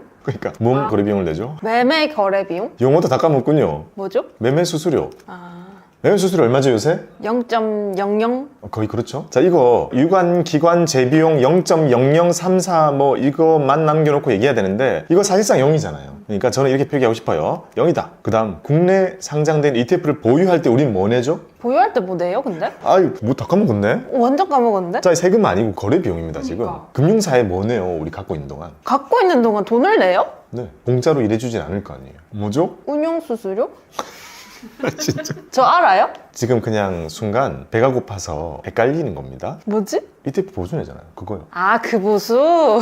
거 봐요. 배가 고파가지고 지금 머리가 빈 거라니까. 살 때 매매 수수료 내는 건 어디에 내는 거예요? 증권사. 증권사에 내는 겁니다. 그 다음에 샀어요. ETF를 우리가 100억을 갖고 있든 증권사에는 아무 돈도 안 줘요. 운용보수가 포함되어 있는 ETF의 보수를 냅니다. 자, ETF의 보수에 대해서 디테일한 내용이 알고 싶다면 적어봐 주시고요. 요거는 터무니없이 낮아졌어요. 엄청난 경쟁으로 인해 싸졌습니다. 여기도 0.00이에요? 여기도 0.00 됐어요. 미국 지수를 사는 ETF 제가 똑같은 영상 만들 때는 0.3, 0.2 진짜 싸면 0.15 이게 제일 싼 거였고 그 후에 0.0 몇을 하면서 파격적으로 할인했던 게 경쟁이 한 번 있었단 말이에요. 근데 최근에 보수 경쟁이 생겨가지고 0.006 나옵니다 지금. 그러면 이 운용사들의 돈 버는 전략이 규모를 엄청 키워가지고 거기에서 0.00 몇의 수수료만 받겠다로 운용이 돼요? 많은 걸 포기하고 하는 거죠. 왜냐 아까 말씀드린 것처럼 살아남으면 많은 걸 얻게 된다니까요. 근데 이거 보수를 올릴 순 없잖아요. 이미 낮춘 걸. 네, 규모가 극대화돼야 되는 거죠. 기대해 볼 수 있는 거는 우리나라의 규모에 비해서 주식시장은 너무 터무니없이 저평가돼 있고 작다 했잖아요. 그 안에서도 다시 ETF 시장은 너무나 작기 때문에 지금 ETF 우리 180조 정도 된단 말이에요. 이게 300조, 400조 커지는 게 이상한가? 저는 크게 이상하지 않다고 봅니다. 시장이 커질 가능성을 두고 저렇게 하는 거다? 네. 그래서 지금 엄청난 경쟁 때문에 진짜 과거 영상 제 거 보다가 진짜 깜짝 놀랄 만큼 거의 영예 수렴해가고 있다. 그 다음 팔 때는 뭘 내죠? 매매 수수료. 증권사에다가 매매 수수료를 한 번 더 냅니다. 자, 이거 얼마죠? 똑같지 않아요? 네, 0입니다. 그리고 보통 우리가 팔 때 증권사에서 원천 징수해주는 세금이 하나가 있는데 증권거래세라는 게 있죠. 아, 그래서 더 많이 떼지는 거예요? 매도할 때 많이 떼지죠. 왜냐? 매수 수수료 0이라서 살 때는 우리가 주는 걸 거의 못 느끼거든요. 팔 때 확 줄죠. 증권거래세 많이 떼잖아요. 자, 이거 ETF는 안 뗍니다. 증권거래세 면제입니다. ETF는. 증권거래세는 세금이니까 제가 뒤에 말씀드리는 게 정확하겠죠. 일단 지우겠습니다. 국내에는 이렇게 끝입니다. 자, 이거 봤을 때 느끼는 게 뭐예요? 싸다. 요거는 지구 최저 수수료다. 여기서 차이가 그럼 미국 상장 ETF는 매매 수수료가 있다는 거네요? 자, 일단 이렇게 한번 가봅시다. 미국에 상장되는 스파이를 살려고 해요. 근데 우리는 국내에 있는 증권사의 위탁계좌를 이용하잖아요. 결국 국내에서 증권사들이 책정해놓은 수수료를 낸단 말이에요. 아, 그럼 똑같네? 똑같은데 증권사들마다 국내 주식이랑 국내 상장 ETF에 책정해놓은 수수료랑 미국 거랑 다르단 말이에요. 근데도 국내 증권사들의 미국 주식 사다 오는 것의 경쟁도 심하다.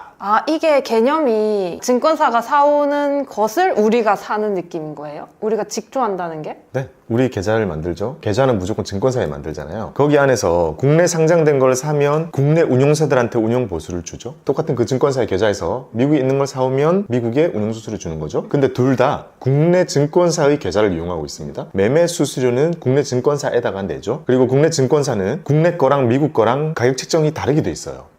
그렇구나. 오, 몰랐군요. 우리가 보통 무료 수수료 거의 가깝게 얘기했던 모든 것들은 국내 거 말입니다. 몰랐네. 자, 그러면 국내 거는 진짜 요새 뭘 봐도 거의 무료잖아요. 미국 주식을 사는 것은 수수료가 국내 거 대비해서는 훨씬 비싸거든요. 증권사 책정하는 게 어느 정도 돼요? 0.2, 0.3 이렇게 내요. 꽤 크네. 꽤 크잖아요. 그래서 여기는 일단 증권사에 매매 수수료를 냅니다. 자, 요거는 어떻게 표현할 수 있냐면 0에서 상당히 높은 한 0.3 정도까지 분포가 돼 있거든요. 자, 요 차이는 어디서 나오겠냐면 경쟁에서 나오기 때문에 미국이 상장되는 스파이를 직접 사고자 하시는 분은 비교를 잘 하셔야 됩니다. 증권사가 서학개미 분들로부터 돈을 많이 벌었다는 게 여기구나. 네. 수수료 차이가 많이 납니다. 그리고 기본적으로요, 증권사 입장에서도요, 미국에 있는 거 사다 오는 게 비용이 훨씬 많이 들어요. 그러니까 비용을 많이 물리고 있었던 거고, 그동안은 여기 경쟁은 거의 0으로 수렴을 해놓은 상태였지만, 여전히 미국 주식을 사는 거는 비용이 좀 비쌌거든요. 그래서 그동안 돈도 많이 벌었는데, 최근 들어가지고 다시 미국 직구가 붐을 타면서 여기 경쟁이 되게 심해졌습니다. 그래서 아마 영상을 하나 좀 만들어야 될 것 같아요, 저희가. 미국 주식 사는 것의 비교. 저번처럼. 네. 그리고 여기에 이벤트는 국내 거는 보통 거의 0이라고 했잖아요. 근데 이거를 평생이라는 말을 붙이거든요. 계산해서 하면 평생 그냥 거의 무료로 드립니다라고 하잖아요. 미국 주식은 1년만, 2년만. 근데 매년 연장 이런 식으로 지금 계속 해가고 있어요. 그래서 지금도 싸게 하려고 하면 진짜 싸다. 하지만 이벤트 안 하게 하면 진짜 비싸다라고 설명을 드리고 싶어요. 자, 미국에 있는 ETF를 가지고 있을 때 뭐 내나요? 보수. 네, ETF 보수 똑같이 냅니다. 운용사에 똑같이 내는 거고 미국에 내는 것일 뿐이에요. 자, 이거는 왼쪽에 있는 것처럼 거의 0에 붙을 만큼 싸지 않아요. 뒤에 제가 정리해놨습니다. 0. 몇 정도에 다소 조금 높은 편이에요. 우리가 심하게 싼 거예요, 이거. 이거 말이 안 돼. 이거 돈 버는 금융사가 없어 보일 정도입니다. 팔 때 뭐 내죠? 매매 수수료. 그렇죠. 똑같이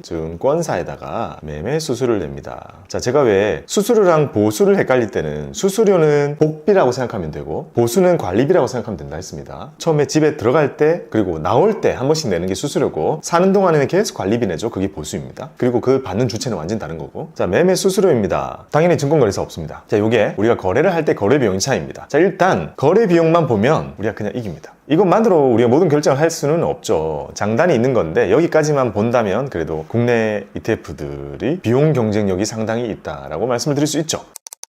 자, 더 나아가서 ETF 보수까지 비교를 한번 해봤습니다. 자, 이제 자릿수가 많아졌어. 경쟁을 많이 해가지고 이게 어려워졌다니까요. 저 못 외우겠어요, 이제. 타이거, 라이즈, 코덱스 난리 났는데요? 이 셋이 지금 최저입니다. 타이거와 라이즈와 코덱스가 경쟁이 정말 심해요. 0.0062. 근데 여전히 다른 것도 너무 낮아서 이게 비교가 의미가 있나 싶을 만큼 0.0062, 0.0068 이런 식입니다. 그리고 아직 이 엄청난 경쟁에 참전하지 않은 ETF도 보이죠. 그러니까 차이가 많이 나 보이는 겁니다. 비싼 게 아니라 여기가 싼 거예요. 미래는 어떻게 될지 모르겠으나 나중에 어떻게 올릴 수 없잖아요. 그럼 진짜 큰 자금의 덩어리를 만들어야 할 거예요. 그거는 수많은 ETF 회사들의 먼 미래 고민일 거고 지금은 적어도 뭐 하고 있다고요? 엄청난 치킨 게임을 하고 있습니다. 우리는 뭐 하자고 했죠? 대기업 걱정하지 말고 누리세요. 이거는 지구상에서 가장 싼 ETF 보수를 보여주고 있습니다. 미국에 상장되어 있는 ETF들은 슈퍼 갑 오브 갑이잖아요. 굳이 안 낮춰도 전 세계에서 돈 싸들고 환전해가지고 달러 들고 와서 사는 곳이잖아요. 그래서 여기 보면 대빵 중에 대빵 스파이는 0.09입니다. 0.09도 비싼 게 아니에요. 이 영상 똑같은 거 과거에 찍었던 영상에서 멘트 어떻게 나오는 줄 알아요? 진짜 깜짝 놀랄 거예요. 미국 상장 ETF의 가장 좋은 장점 보수가 정말 싸다. 국내 게 너무 비쌌거든요. 국내 거보다 한참 싸가지고 자릿수가 다르다. 미국 게 싸다라는 게 제 영상의 엄청 포인트였어요. 왜냐면 미국도 옛날에 경쟁하면서 이게 많이 낮춰진 거란 말이에요.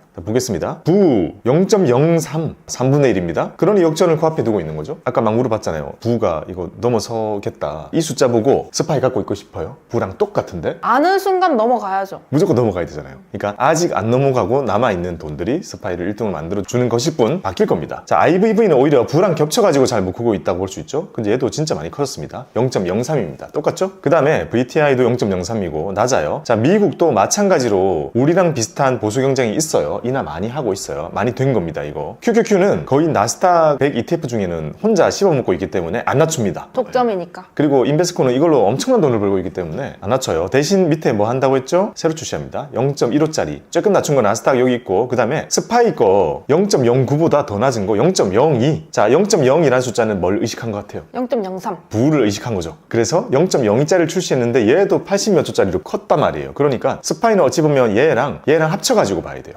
덩치가 훨씬 커지긴 하죠. 그게 스파이 전략이고. 재밌죠? 이거 돌아가는 거 완전히 보이잖아요. 이렇게 읽히죠. 만약에 직구를 하시더라도요, 스파이 부 사면 돼요, 안 돼요? 안 되죠. SP LG 사시면 됩니다. 자, QQQ 사면 돼요, 안 돼요? 안 되죠. QQQM 사시면 됩니다. 왜냐? 같은 회사에서 똑같은 기초지수로 만들어낸 보수가 낮은 ETF이기 때문에. 근데 진짜 별로 안 낮춰줬다. 이거는 저도 보고, 야, 이거 그래도 절반은 깎아줘야지. 이거 뭐냐?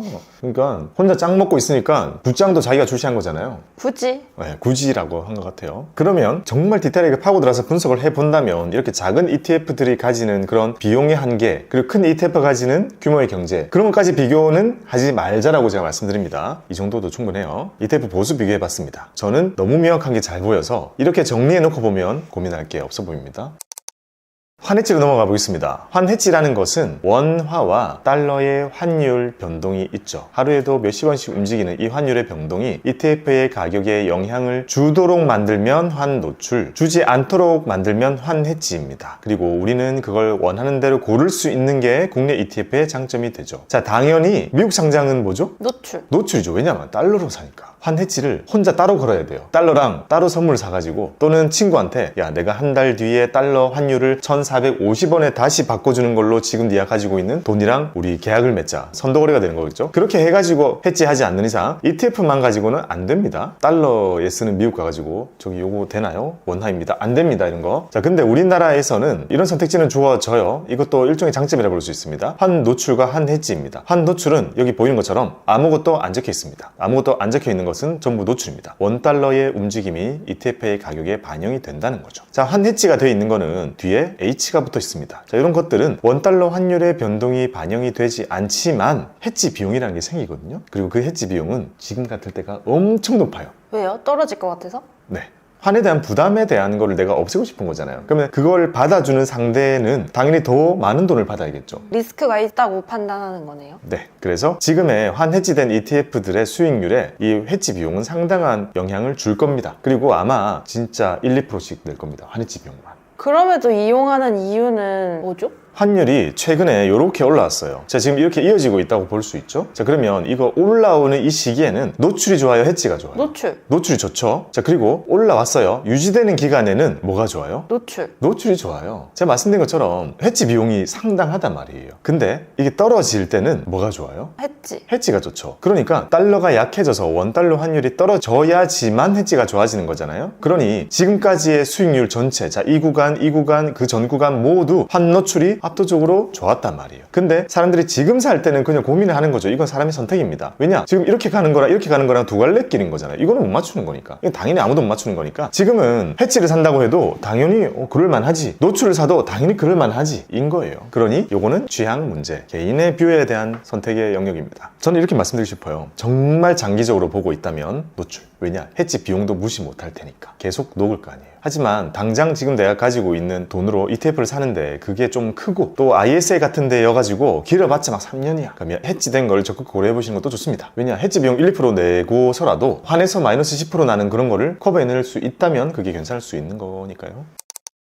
자, 그 다음은 세금입니다. 자, 여기서는 차이가 가장 많이 납니다. 그리고 아마 많은 분들이 여기서 선택이 결정될 거라고 생각해요. 국내 상장되어 있는 미국 투자 되는 걸 타이거, 에이스, 코덱스 ETF를 샀을 때 10,000원에 사가지고 12,000원에 팔았습니다. 차익을 냈습니다. 무슨 세금을 내죠? 15.4. 그렇죠. 배당소득세를 내요. 많이 헷갈리시는 부분은 배당을 받는 게 아닌데 왜 이름을 배당소득세냐라고 해서 헷갈리는 거예요. 차익을 받는데 배당소득세를 냅니다. 그리고 이거는 15.4%로 기억을 하면 되고요. 배당소득세를 매기는 방법은 보유기간 과세라는 걸 합니다. 자, 이 방식이라는 것은 간단히 설명을 해드릴게요. ETF 속에는 여러 가지 자산들이 섞여 있습니다. 그 중에 세금을 내는 자산도 있고 안 내는 자산도 섞여 있어요, 같이. 근데 그게 다 섞여 있는 친구가 가격이 올라가지고 세금을 내게 됐을 때 세금 안 내는 부분들은 어느 정도 발라줘야 되잖아요. 그거 발라주는 게 보유기간 과세입니다. 그러니까 우리한테 좋은 거예요. 그게 바로 보유기간 과세의 방식으로 책정된 배당소득세를 내는 게 차익에 대해서 내는 겁니다. 자, 그 다음에 분배금입니다. 자, 이거 이번에 우리가 배웠습니다. 뭐 내죠? 미국과 사니까 15. 그렇죠. 이제 이거 15로 종결되는 겁니다. 자, 여기까지는 헷갈릴 게 없죠. 왜냐면 그동안 우리는 15 이런 거를 ISA와 연금저축에서 하면서 과세 이연을 생각했으니까 헷갈렸던 건데 지금은 그걸 말씀드린 컨텐츠는 아니기 때문에 쉽습니다. 15% 내는 거예요. 끝. 자, 미국 상장 ETF로 가보겠습니다. 자, 스파이와 부를 샀을 때 우리가 돈을 벌면 뭐 내죠? 양도세. 그렇죠. 양도세 20이라는 좀 특이한 세율을 가지고 있는데 이게 높아 보이지만 여기에는 엄청 좋은 혜택이 있습니다. 바로 250만 원 공제라는 혜택이 붙어 있죠. 자, 250만 원까지는 세금을 안 내게 해주기 때문에 내가 수익을 1000만 원 보고 있으면 4년에 걸쳐서 250만 원씩 팔면 사실 그렇게 바람대로 수익이 가만히 기다려주지는 않지만 팔면 세금을 하나도 안 낼 수 있는 게 또 여기의 특징이기도 합니다. 즉 내가 팔 때까지는 과세 이연이 자동적으로 되는 기능도 들어있는 거죠. 근데 1000만 원을 팔아버리면 1000만 원은 싹 다 22%예요? 넘는 것만큼 나머지 750만 원에 22%만큼 냅니다. 그러면 세금 진짜 많이 나오죠. 근데 그게 분리과세 됩니다. 이게 양도세의 특징이고 장점으로 적용되는 제일 큰 부분들입니다. 분리과세 된다는 것은 QQQM으로 1000만 원 벌면 250만 원 빼고 750만 원 남은 거에다가 22% 세금 매기잖아요. 자, 이거 대충 봐도 100몇십만 원 되잖아요. 세금을 많이 내게 됩니다. 근데 그 100몇십이라는 그 세금으로 그냥 끝나요. 아, 750이라는 게 입에 삭은 연기에 포함된다는 게 아니네요. 그렇죠? 봐봐요. 750이면 크죠? 우리 2천만 원만 넘어도 금융소득 종합과세 되잖아요. 근데 이것만 해도 750이에요. 조금만 더 올면 그냥 뭐 2천 찍겠네 라고 생각 들 수 있지만 이거랑 완전히 별개입니다. 포함이 안 된다는 거죠. 그거의 장점이 분리과세입니다. 상당히 큰 장점이죠. 그래서 뭐 한다? 부자들은 22%를 내더라도 분리과세하는 게 낫다. 그리고 스파이를 사도 똑같이 분배금 나옵니다. 1점 몇 나오겠죠? 나스닥 같은 건 뭐 0점 몇 나오겠죠? 그런 거 샀을 때 분배금 들어올 때 우리는 얼마를 내죠? 15. 네, 똑같이 냅니다. 간단하죠? 세금 부분이 너무나 다르기 때문에 여기서 많이 갈린다는 겁니다. 15.4를 내는 게 유리할지 21을 내는 게 유리할지. 근데 21을 낸다는 것은 세율은 높지만 세금을 안 내거나 줄일 수 있는 방법이 많이 있어서 장점이 있고 15.4는 사실 그냥 무조건 15.4를 내야 되는 거잖아요. 근데 여기에는 절세 계좌를 쓸 수 있다는 장점이 붙어 있는 거예요. 그래서 사람마다 달라집니다. 심지어 양도세가 유리한 사람들은 돈을 되게 많이 내는 금종세자 같은 사람들이잖아요. 그런 사람들은 ISA 만들지도 못하잖아요. 그러니까 왼쪽은 더 별로인 거예요. 그 사람들에게는. 당연히 오른쪽으로 선택하게 되는 거죠.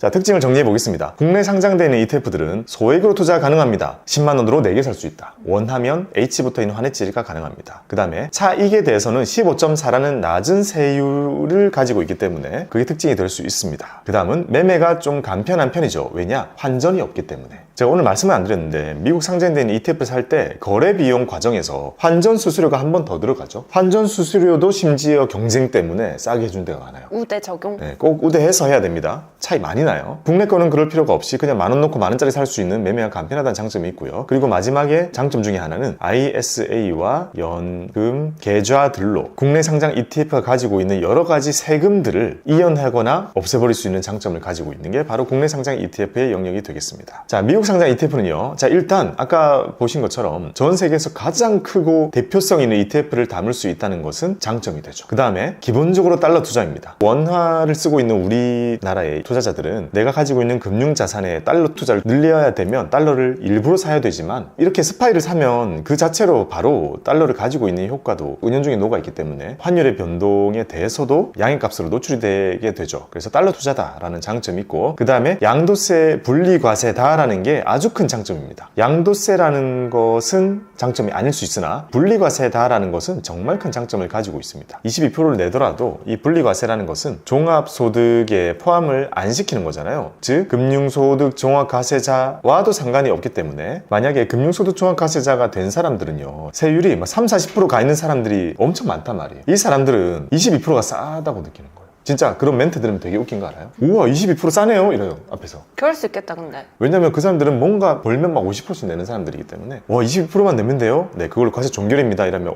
미국해야 되는구나 라고 얘기를 하는 거죠.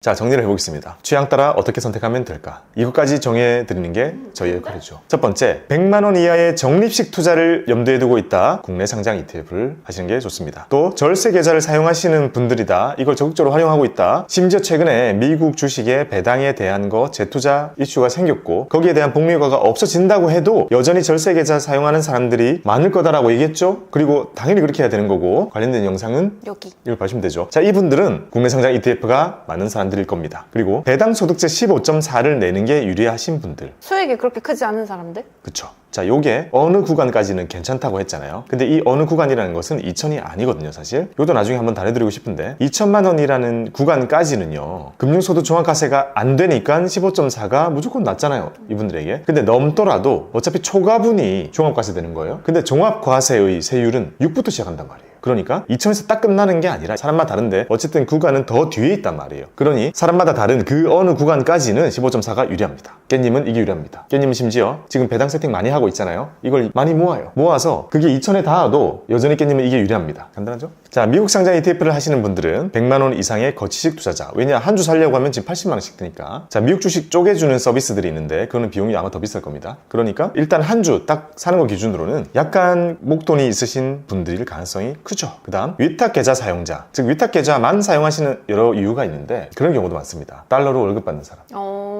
외국계 기업, 나는 애플에 다닌다, 마소에 다닌다, 넷플릭스가 직장입니다 하시는 분들은 사실 저도 마찬가지입니다. 달러로 월급을 받잖아요. 달러로 받는 거는 은행에 외화계좌로 받은 다음에 그것을 증권사에 있는 위탁계좌의 외화 연계계좌에다가 이체를 시키면 그게 증권계좌로 들어간단 말이에요. 그래 놓고 그거를 달러 RP나 발행어음으로 묶어서 보관하자라고 제가 말씀을 드리죠. 그런 분들이 살려면 ETF 이렇게 사는 게 낫죠. 위탁계좌를 주력으로 사용하시는 분들. 다음은 양도세 22% 분리과세라는 이게 유리하신 분들. 여전히 22%가 어떻게 유리할 수 있지라고 좀 헷갈리시는 분들이 있는데 대부분의 경우가 왼쪽이기 때문에 그렇습니다. 당사자는 아는 거죠. 그쵸. 당사자들은 야 22% 분리과세 난 너무 원하고 찾고 있었어 라고 하시는 분들은 미국 상장 ETF를 사시는 겁니다. 그리고 마지막으로 금융소득 종합과세자는 ISA를 만들 수도 없고 이런 분들은 분리과세가 너무 필요한 사람들이거든요. 그래서 이게 딱 맞아떨어지는 거죠. 이런 사람들이 미국 상장 ETF를 하시면 됩니다. 추측하건대 깻님은 한 5년 동안은 왼쪽 것만 하면 되고 5년 뒤에 저 미국으로 가면 되나요? 네, 가야 될 수도 있을 것 같습니다. 왜냐, 그때 어떤 게 예상되냐면 금융소득 종합과세가 이미 됐어. 그리고 그 구간도 어느 정도 커졌어요. 종합과세로 넘어갔어요. 그리고 종합과세에는 근로소득도 있단 말이에요. 근로소득이랑 합쳐져가지고 그 구간이 아, 그러네. 금방 넘겠네. 금방 넘어요. 머지않았기 때문에 깻님은 5년 봅니다. 5년 뒤에 영상을 통해 기쁜 마음으로 세율이 저렇게 싸요. 22%? 이야, 이거 너무 싸네요. 22%. 나는 예금만 해도 50% 내는데 이 멘트를 날려주시기 바랍니다. 자, 이렇게 정리를 한번 해봤습니다. 국내에 있는 수많은 ETF들 커져가고 있습니다. 근데 이렇게까지 비교를 안 해보면 그냥 무턱대고 스파이를 사는 게 좋으려나? 전 지구에서 제일 크니까 좋은 이유가 있겠지라고 사기에는 나의 입장에 따라서 이게 유리함이 다릅니다. 그러니 오늘 영상 보시고요. 본인의 투자금 그리고 나의 세율 구간 거기에 맞게 선택을 해주시면 되겠습니다. 마지막 한 말씀 해주시죠. 처음 제목만 봤을 때 이거 굳이 뭐 비교할 게 있나 싶었는데 보니까 차이가 꽤 많이 있어서 마지막에 정리해준 저거에 맞게 내가 선택하면 될 것 같아요. 그렇죠. 그리고 옛날에 고객을 사실 만날 때는 돈 많은 사람들 진짜 많잖아요. 금융소득 종합과세자만 오지 막 이러니까 오른쪽 게 주 업무이지만 우리가 보통 살아가는 입장에서 볼 때는 국내 상장 ETF가 많은 사람들이 대부분인 거기 때문에 요즘 대화가 이렇게 될 거예요. 너 그냥 일단 ISA랑 연금저축 열어. 그 안에서 얘네들을 조금씩 사라고 하면 이거 세금 낸다던데? 지금 걱정할 거 아니야. 내가 나중에 챙겨줄 테니까 지금 그냥 이거 해 라고 이끌어주는 게 맞는 거죠. 자, 여러분들에게 오늘 영상이 도움이 되셨으면 좋겠습니다. 국내 ETF, 해외 ETF 모두 섭렵하시는 여러분들의 성공 투자를 기원합니다. 감사합니다. 안녕하세요, 박꿈입니다. 오늘은 정말 많은 분들이 질문을 주시는 겁니다. 우리가 ETF 투자를 하다 보면 뒤에 H 붙어 있는 거 안 붙어 있는 거, 환 해지되었다 안 되었다 라고 표현을 하죠. 그 해지되어 있는 ETF를 어떻게 활용해야 될지에 대한 그런 고민을 함께 해보겠습니다. 안녕하세요, 기누님. 안녕하세요. ETF 매수하시면서 H 붙은 거 많이 사왔어요? 사는 게 좋다고 해서 사기는 했는데 사실상 실질적으로 어떻게 움직이는지는 하나도 안 와닿아요. 그렇죠. 그거는 근데 금융인들도 거의 알기 힘들어요. 환해지, 환노출 요거 두 개 개념을 비교하는 거는 어렵지가 않아요. 하지만 그 안에 이루어지는 원리를 우리가 파악하기는 사실상 너무나 어려워요. 그거는 파생시장의 영역이기 때문에 그래서 그 원리를 아는 게 중요할까라는 것보다는요 그래도 조금 더 깊이 한번 정리를 해봐야 되지 않을까 생각해가지고요 환해지와 환노출 이런 ETF 우리가 어떻게 활용해야 될지 한번 고민을 해보겠습니다. 자, 먼저 해지란 그리고 선물 매도, 해지 비용 측정, 미국 지수와의 수익률 차이 그리고 활용법. 선물 매도는 우리가 알아야 되는 거예요?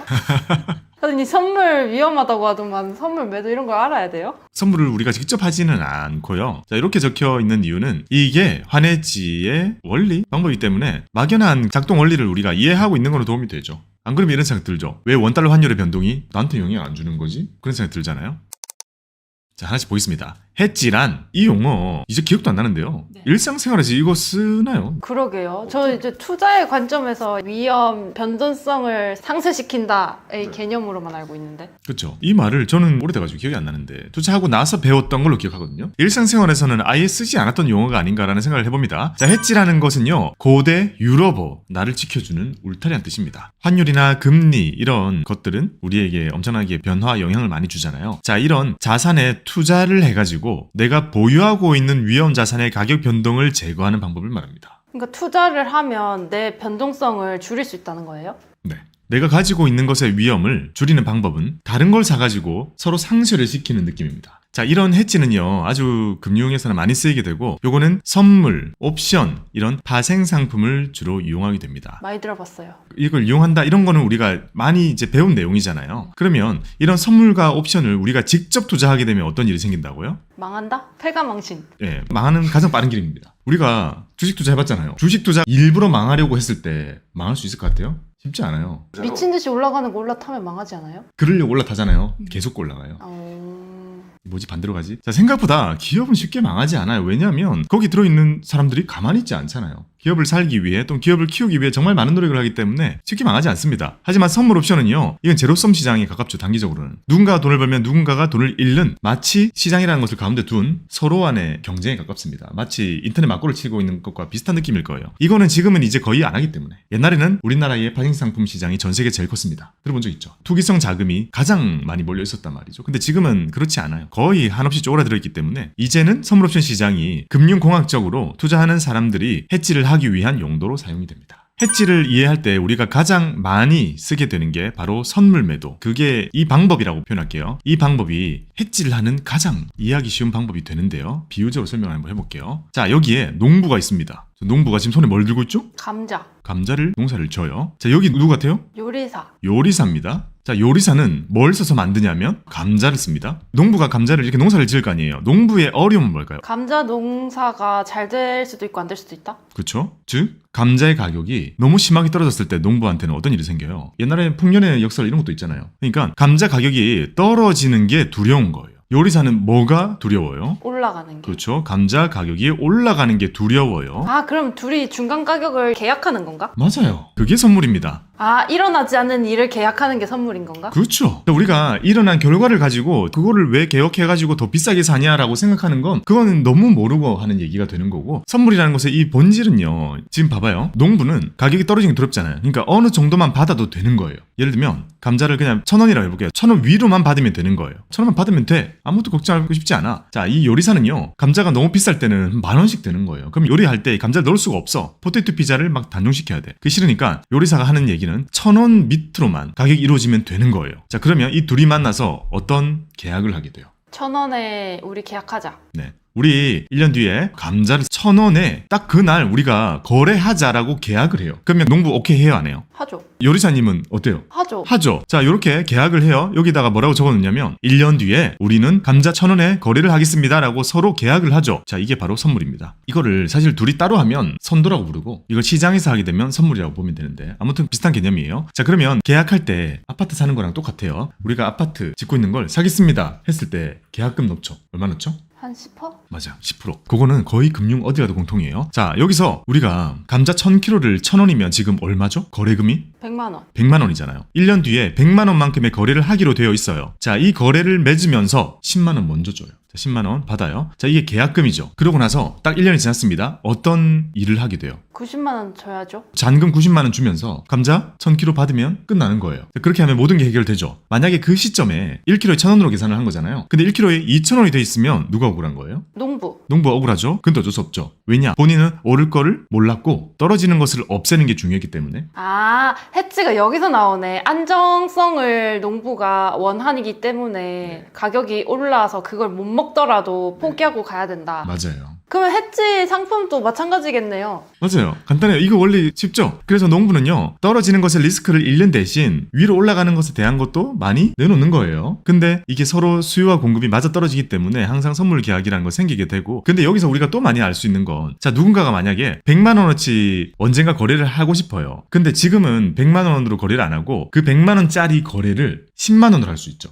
그럼 실제로 100만 원으로 이 10만 원짜리 계약을 10개 할 수 있죠. 실제로 100만 원을 지금 가지고 있으면. 아, 그러네. 어차피 1년 뒤에 쓸 거잖아요. 그러면 만약에 이 요리사가 투기자라면 어떤 의사결정을 하게 되는 거예요? 저걸 10번 쪼개가지고 계약을 하겠죠? 지금 100만 원 있는데 1년 뒤에 100만 원 써야 되는데 지금 10만 원만 내는 이 계약금만 내는 계약을 10개를 하는 거예요. 10배 레버리지 생기죠. 그러네. 그러니까 위험한 거예요. 그럼 나중에 못 갚게 될 상황이 오면은 망하는 거네요? 네. 그래서 선물이 패가망신 나는 거구나. 네. 아. 선물 거래 자체가요. 누군가 1억이 있어요. 1억으로 집을 사면 그게 오르면 1억 1천일 거고 떨어지면 9천이니까 본인은 1천만 원 벌거나 1천만 잃는 거니까 안 망할 거 아니에요. 근데 누군가 1억 있는데 1천만짜리 부동산에 대한 거래 계약만 가지고 그걸 1억 원치 사는 거라니까요. 그럼 실제로 내가 하고 있는 거래는 10억짜리예요. 1억을 가지고 있는 사람이 1억짜리 아파트를 사는 게 아니라 1억짜리 아파트가 거래되는 것에 계약금만 다 써가지고 거래를 한다 생각해봐요. 그러니까 좋을 거라고 생각하고 그렇게 거래를 했겠지만 그렇죠. 나중에 혹시라도 부동산 가격에 대해서 안 좋아지면은 그 사람은 그걸 메꿔야 되는데 메꿀 능력이 거의 없을 테니 망하는 거라고.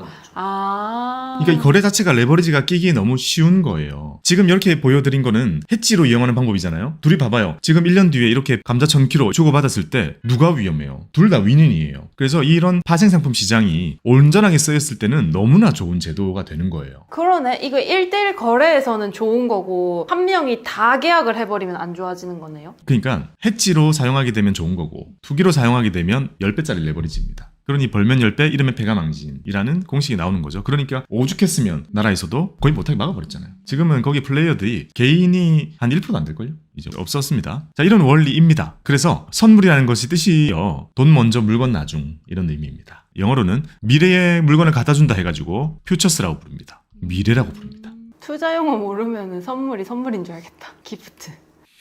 그렇죠. 자, 우리는 달러로 S&P 500을 샀어요, 지금. 이게 우리의 입장인 거예요, 우리의 포지션. 달러가 오르는 게 좋아요, 떨어지는 게 좋아요? 그럼 올라야죠. 올라야 좋은 거죠. 그러니까 떨어지는 게 싫은 거죠. 그러니까 여기 농부가 우리가 된 거예요. 달러가 떨어지는 게 두려운 거죠. 자, 이런 입장이 있고 반대쪽에는 어떤 사람이 있냐면 카운터파트가 항상 있는 거예요. 이 사람은 직업이 뭐든 상관없어요. 그건 중요하지 않아. 이 사람은 달러가 오르는 게 두려운 사람이에요. 아, 그냥 어쨌든 상대적인 포지션이 있으니까. 네. 그건 항상 있으니까. 그리고 어찌 보면 달러가 오르는 게 두렵다는 것은 떨어지는 것에 베팅을 한 사람이라고 표현도 할 수 있겠지만 어쨌든 자, 이런 사람들이 만나가지고 거래를 하게 됩니다. 우리는 지금 달러로 S&P 500을 샀어요. 근데 1년 뒤에 어떻게 될지 모르잖아요. 그럼 1년 뒤에 달러가 어떻게 돼 있던 간에 달러가 떨어지지 않도록 아까 위랑 똑같아요. 그러면 1달러를 1년 뒤에 그냥 1,400원으로 픽스하고 싶은 계약을 만들어버리는 거죠. 그리고 그 상대방이 있죠. 그 상대는 어떻게 해요? 1년 뒤에 달러를 1,400원에 돌려주는 상대자가 되는 겁니다. 금액을 얘기 안 할게요. 헷갈리니까 더. 그러면 우리는요, 돈이 요만큼 있습니다. 그게 다 달러예요.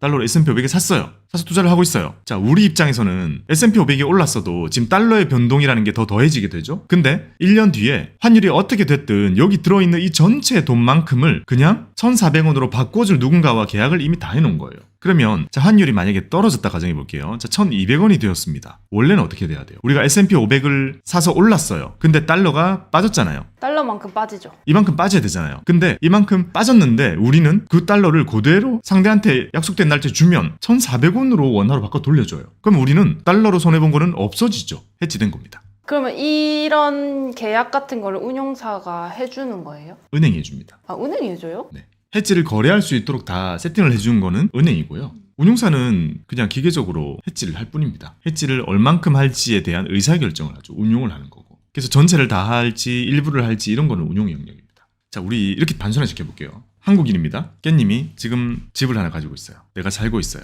근데 이걸 이제 비워야 돼. 누군가한테는 세를 주든지 해야 돼요. 근데 외국인이 와가지고 모르는 돈을 주는 거예요. 처음 보는 돈이요. 집값을 이걸로 지불 하겠대요. 그 거래를 일단 해야 돼요. 그럼 깻님은 그 모르는 돈을 받으면서 어떻게 해야 하겠어요? 얘 가격에 변동성이 있나 없나 확인하겠죠. 확인을 해요. 집값의 변동성이라는 것도 있는데 화폐의 변동성도 좀 너무 크게 느껴져요. 그럼 이걸 알아봤는데 변동성이 엄청 커. 그럼 이제 어떻게 해야 돼요? 계약자를 찾아야죠. 이거를 고정시켜줄. 그렇죠. 이게 예를 들면 지금 1억 원치 받아놓은 거예요. 근데 지금은 원화로 환전했을 때 1억이에요. 근데 이게 1년 뒤에 얼마가 될지 모르잖아요. 너무 변동성 크고 불안하잖아요. 그래가지고 시장에 알아보는 거예요. 혹시 이 돈을 1년 뒤에 1억으로 줄 사람 찾습니다. 왜냐 나는 지금 이 돈을 가지고 있어야 하고 가지고 있는 동안 이 돈에 대한 변동성을 없애야 되는 거예요. 그러니까 오르는 것에 베팅이 아니라 떨어지는 것을 막아야 되는 입장인 거예요. 1년 뒤에 나는 1억을 써야 되니까. 그래서 외국 통화인 이만큼 1억 원치를 수소문 해보는 거예요. 당근마켓에. 혹시 이 돈 1년 뒤에 1억으로 주실 분 있을까요? 그게 맞나요? 그걸 해주는 대가로 누가 돈을 내야 돼요? 내가 내야 되는 거예요.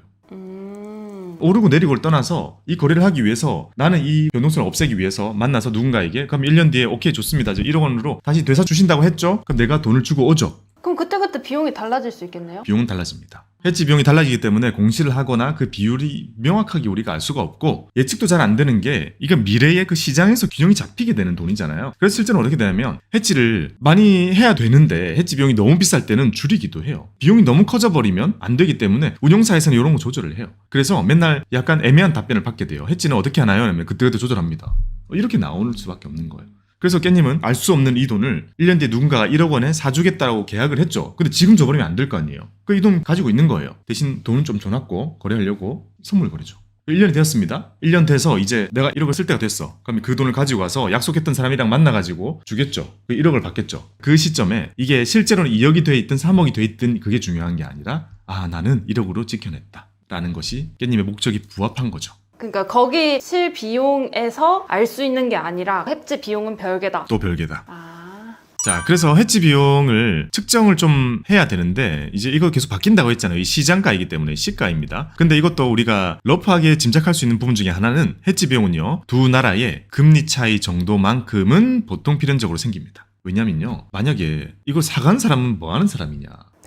베팅한 사람도 있겠죠. 하지만 그걸 사가서 그 화폐로 예금을 넣어놔요. 채권을 사놓겠죠 실제로는. 그래서 기간만큼의 이자를 뽑아내고 이 돈을 다시 돌려주고 그들도 다 거래를 한단 말이에요. 그러다 보니 자연스럽게 이 두 나라에 생기는 금리 차이만큼은 이제 필연적으로 거의 생긴다고 보시면 되는 거죠. 그래서 지금 보면 미국은 기준금리가 4.5, 한국은 2.5죠. 거의 2% 차이가 나죠. 자, 이럴 때는 우리가 어떻게 생각하면 되냐면 2% 플러스 알파만큼은 생겨 있겠구나. 그러면 수익률이 2%가 약간 까지고 시작한다고 봐도 되는 거예요? 까지고 시작한다기보다 만약에 환율이 그대로 갔다면 그때 낮은 걸로 결과가 얻게 된다는 의미입니다. 해지 안 된 게 10%라면 해지 된 거는 수익률을 어떻게 났다고요? 8 정도 이런 식으로 기억하면 됩니다. 미리 까지고 시작한다기보다는 시간을 지날수록 점점 반영이 되는 구조다. 그러니까 예를 들어서 1년치의 수익률을 비교를 해보면은 그게 언해지인 경우에는 10%의 수익률이 났을 때 해지인 경우에는 8%가 될 수 있다는 거예요. 환이 똑같이 옆으로 갔다고 가정할 때는. 반대로 환이 떨어지는 경우에서는 반대의 상황이 될 수도 있는 거네요. 네. 그 뒤에 나옵니다. 그래서 금리 차이만큼은 해지 비용이다 라고 보시면 되고 지금은 그 어느 때보다 해지 비용이 높은 시기입니다. 말이 안 되죠. 저는 이런 거 처음 봤고 아마 금융의 대부분의 역사에서도 이런 건 별로 없을 겁니다. 2.5가 사실 선진국의 금리고 4.5는 거의 이머징이잖아요. 반대로 돼 있는 정말 특이한 시기입니다. 그래서 지금은 되게 높은 비용을 지불해야 되죠. 자, 그렇다면 미국 지수를 보면서 이런 ETF들의 해지된 거, 해지 안 된 거, 안 된 거는요 보통 어떻게 표기하냐면 표기 안 하거나 언해지라고 표기를 하게 되는데 언해지라고 ETF는 잘 표기 안 하고 일반적인 펀드는 이 표기를 엄청 많이 합니다. 그러니까 ETF를 볼 때는 우리가 어떻게 기억하면 돼요? 주로 안 된 거는 환 노출이라 부르고 H 붙어 있는 거는 환 해지구나. 이렇게 기억하시면 편합니다. 비교를 한번 해보면 그렇게 많이 차이가 날까? 저도 궁금했어요. 이렇게까지 비교를 안 해봤었기 때문에. 자, 여기 보시면 코덱스 미국 나스닥 100H, 타이거 미국 나스닥 100H, 솔 미국 나스닥 100 없으면 뭐라고요? 노출. 에이스 미국 나스닥 100 노출. 자, 이렇게 나눴습니다. 자, 왼쪽이 뭐예요? 해지, 오른쪽이 언해지, 노출입니다. 자, 그렇다면 깻님 궁금했던 거 수수료입니다. 자, 일단 여러 가지 실비용이나 이런 데서는 기간 따라 차이가 오히려 있을 수 있기 때문에 총 보수만 볼 때 자, 0.0099, 0.07 해지돼 있는데 너무 낮죠. 자, 해지 안 됐는데 0.05, 0.07입니다. 자, 이거 보면 해지, 언해지에 대한 비용조차 넘어설 만큼 지금 보수 경쟁이 심한 겁니다. 경쟁에 의해 지금 모든 시장의 과거의 균형이 파괴되고 있습니다. 지금 봐봐요. 미국의 나스닥 100 ETF 어차피 들어있는 거 다 똑같잖아요. 근데 해지까지 해야 됨에도 불구하고 0.0099 밑에 실비용을 봐도 이거는 기간 따라 달라질 수 있다고 했습니다. 자, 0.2, 0.2, 0.5, 0.2 이런 식으로 지금은 이제 해지만 가지고 단순하게 생각하면 안 되는 시기입니다. 이 4개만 봤을 때는 해지 안 된 것 중에 제일 싼 거 고른 거 0.19 정도고 해지 된 것 중에 제일 싼 것도 0.24 정도이기 때문에 우리가 결론적으로 지금은 자, 실비용은 해지 여부와 이제 별로 상관이 없어지고 있습니다. 그러니 비용 때문에 해지 안 된 거 사고 싶어요 뭐 이런 거보다는요, 오히려 나는 지금 환율에 대한 나의 포지션을 어떻게 가지고 갈지에 대한 고민을 해야 될 때라는 거죠. 자, 이 ETF들의 수익률을 보시면요, 최근에 환율 변동이 급격하게 있었잖아요. 그래서 3개월 동안 어떤 일이 있었는지 보면 해지된 거 22%입니다. 오히려 더 수익률이 좋네요. 환이 떨어졌으니까. 떨어질 때 어떤 액션이 취해지는지 보면, 자, 밑에 해지 안 된 거 이제 노출해 갈게요. 노출 17% 16% 비슷하죠? 자, 이 둘의 차이가 지금 대략 몇 프로 났어요? 5% 넘게 차이 났잖아요. 그래서 최근에 환율이 떨어지는 기간에는요, 해지된 상품의 수익률이 5% 이상 좋았어요. 그러면 환율은 얼만큼 떨어졌나? 환율은요, 딱 그 기간 동안 8.5% 떨어졌어요. 아, 그러면 딱 그 2, 3%의 금리 차이가 보네요. 그쵸. 2, 3% 정도의 해지 비용을 내고 환율의 영향을 안 받았기 때문에 5.5%만큼의 더 수익을 거둘 수 있었던 거예요. 그러니까 해지의 역할은 이렇게 써야만 된다는 걸 우리가 알 수 있는 거죠. 한 2, 3% 정도는 1년 동안 비용을 내버리게 되지만, 그렇게 내매도 불구하고 그 2, 3%를 훌쩍 넘어설 만큼 환율이 많이 떨어질 것 같다라고 생각하는 사람들이 해야 된다고요. 그 기간 동안 여기 보면 1448원에서 1359원으로 이만큼 떨어졌기 때문인 거죠. 이게 환율의 그래프였고, 이렇게 떨어진 거를 노출은 그대로 맞고 해지는 옆으로 갔다라고 보시면 되죠. 근데 좀 어렵다. 이건 살짝 결과론적인 거잖아요. 저 당시에 있었을 때의 선택의 기준은 진짜 그야말로 지금 너무 높으니까 떨어질 것 같은데 곧 약간 이래야 해지를 하는 거고, 그게 아니면은 해지를 하면 안 되겠네요. 네, 그래서 뒤에 나오긴 하지만 환율 자체는요, 기업 분석과는 차원이 달라요. 너무 어려운데요? 맞출 수도 없고 그러니까. 어렵다의 정도가 아니라 완전한 예측 불가 영역이란 말이에요. 그렇기 때문에 실제로 기본값이 시장에서 되는 거는 노출입니다. 환에는 베팅하는 게 아닌 거예요. 그냥 자연스럽게 변동성을 받아들이겠다는 거네요. 네. 자, 여기 보면 4월부터 H상품의 수익률이 더 좋다. 약 5% 정도 차이. S&P도 마찬가지입니다. 해지된 거 15%, 해지 안 된 노출은 10%. 여기도 5% 정도 차이가 났죠. 위에 그래프 보시면 그 정도의 그림을 보여줍니다. 미배당도 마찬가지입니다. 여기 보면 해지된 거 하나 있어요. 솔미당 혼자 1.8% 플러스 났고, 노출돼 있는 다른 친구들은 다 마이너스가 났죠. 환에 대한 영향이 컸겠죠. 자, 이때는 한 4% 정도 차이가 났죠. 그러니까 어떤 지수를 봐도 4%, 5% 정도의 이런 차이를 만들어낸다는 거죠. 해지 비용은 우리가 금리 차이로만 보게 되면 뭐 2% 이렇게 예상을 했는데, 실제로 달러가 떨어진 건 8%이지만 그러면 상대적으로 8% 더 수익이 났어야 되잖아요. 근데 실제로 5%의 수익을 얻었다는 건 1% 정도만큼 지금 오차가 생긴 거죠. 그거는 이제 환율 변동성이 더 클 때 해지 비용이 상승하는 것들, 이런 게 반영이 된 거죠. 시가이기 때문인 거죠. 그래서 바로 알 수가 없다. 네. 그래서 고지도 못 해준다. 네. 지금 이것도 3개월 동안 저희가 가지고 있는 긁어 와가지고 이렇게 그냥 낸 거잖아요. 이거 다음 달 되면 완전히 바뀌어요. 또 그 다음 달은 또 완전히 바뀌어요. 그러니까 1년치 그냥 뽑아내면 또 결국에는 금리차 정도입니다. 뭐 이런 얘기는 하겠지만. 그래서 어떤 결론 내려야 되냐. 우리는 지금 ETF 투자자잖아요. 해지가 붙어있는 ETF 투자를 할 때의 결론은 이렇게 한번 내보겠습니다. 자, 해지가 붙은 거를 매수하시려고 하는 분들은요, 단기적 환율이 떨어질 것 같다. 자, 이거 완전한 개인의 판단이죠. 개인의 판단은 저마다 다를 수 있어요. 예를 들면 투자를 많이 해본 사람이 느끼는 1,400원에 대한 부담, 또는 수출업자, 이렇게 환을 다루시는 분들, 그런 분들은 저마다 다른 전망을 할 거란 말이죠. 기본적으로 전망이 있어야 되는 거죠. 전망이 있을 경우에는 해지를 쓰자. 하지만 길게 미국 지수 상품을 보유하고 싶다면 노출로 가야 됩니다. 노출로 간다는 것이 의미하는 것은 1,400원? 잘 모르겠어. 떨어지면 1,300원 돼도 이게 하락으로 가는 게 아니라 길게 보는 거잖아요. 어떻게 되는 거예요? 이것도 결국에는 다 상쇄될 거다라고 생각하고 적립을 하는 게 제일 베스트가 되겠죠. 근데 사실상 적립의 변동성을 좀 상쇄시켜 주잖아요. 예를 들어서 미국 지수 같은 경우에는 더더욱 적립식으로 하다 보면 굳이 해지를 하지 않아도 상관없을 것 같고, 만약에 저렇게 단기적으로 환율이 떨어질 거라고 생각하는 게 그냥 거치식으로 하게 되면은 좀 불안하니까 그렇게 사용해도 되는 거 아니에요? 야, 진짜 이제 깻님 제 머릿속을 꿰뚫고 있군요. 제가 지금 할 얘기 그거였어요. 아, 그래요? 제가 목돈 지금 거치 이런 거 안 적어놨잖아요. 네. 이유가 뭐냐면, 이야, 깻님 깜짝 놀랐네. 저 너무 쉽게 읽히는 것 같은데 지금. 자, 환율을 신경 쓰지 않고 싶다라는 그런 수요도 많이 있죠. 자, 이런 분들은 뭐 해야 된다고요? 노출이에요. 환율에 신경 안 쓰고 싶은데 노출이에요? 네. 전망이 없으면 노출이 기본값입니다. 왜냐하면 일단 비용적인 차이가 상당히 크고 비용 누적되잖아요. 결국 지났을 때는 그게 더 큰 영향을 줄 거고, 또 보면 단기적으로 환율이 떨어질 것 같다. 자, 여기에 피해를 입을 것 같은 사람은 누구로 보여요? 연금저축에서 모아가는 사람이 단기적으로 환율이 떨어진다고 슬퍼할까요? 그렇지 않잖아요. 이거는 ISA 같은 기간이 정해진. 네, 기간이 단기죠. 그 다음에 뭐죠? 목돈이죠. 많은 경우에. 자, 이런 경우에는 거기 안에서 뭘 사요? S&P 500, 나스닥 100, 미국 주식 살 때 해지를 이용해도 된다 정도입니다. 왜냐? 이 길어봤자 3년, 더 길어도 5년. 보통은 그렇게 쓸 거고 그 사이에 환율이 지금 만약에 1450원 이거 너무 비싼 것 같아요. 떨어질 것 같아요. 라는 전망 정도만으로 해지는 쓸만해요. 하지만 밑에 있는 자 2번 길게 미국 지수를 산다. 3번 신경 안 쓰고 싶다. 자 요거는 적립식으로 접근하면 되죠. 자, 적립식은 아무리 비싸게 주고 사도 1,500원에 사도 그 다음에 사는 게 1,400원에 사고 그 다음에 또 언젠가 1,200원에 계속 사버리잖아요. 매수 해버리기 때문에 먼 미래에 있는 나의 환율의 평균 단가는 먼 미래의 평균치로 수렴합니다. 그러면 전망할 필요가 없는 거죠. 그래서 2번과 3번 같은 경우에는 노출로 적립식 하시면 됩니다.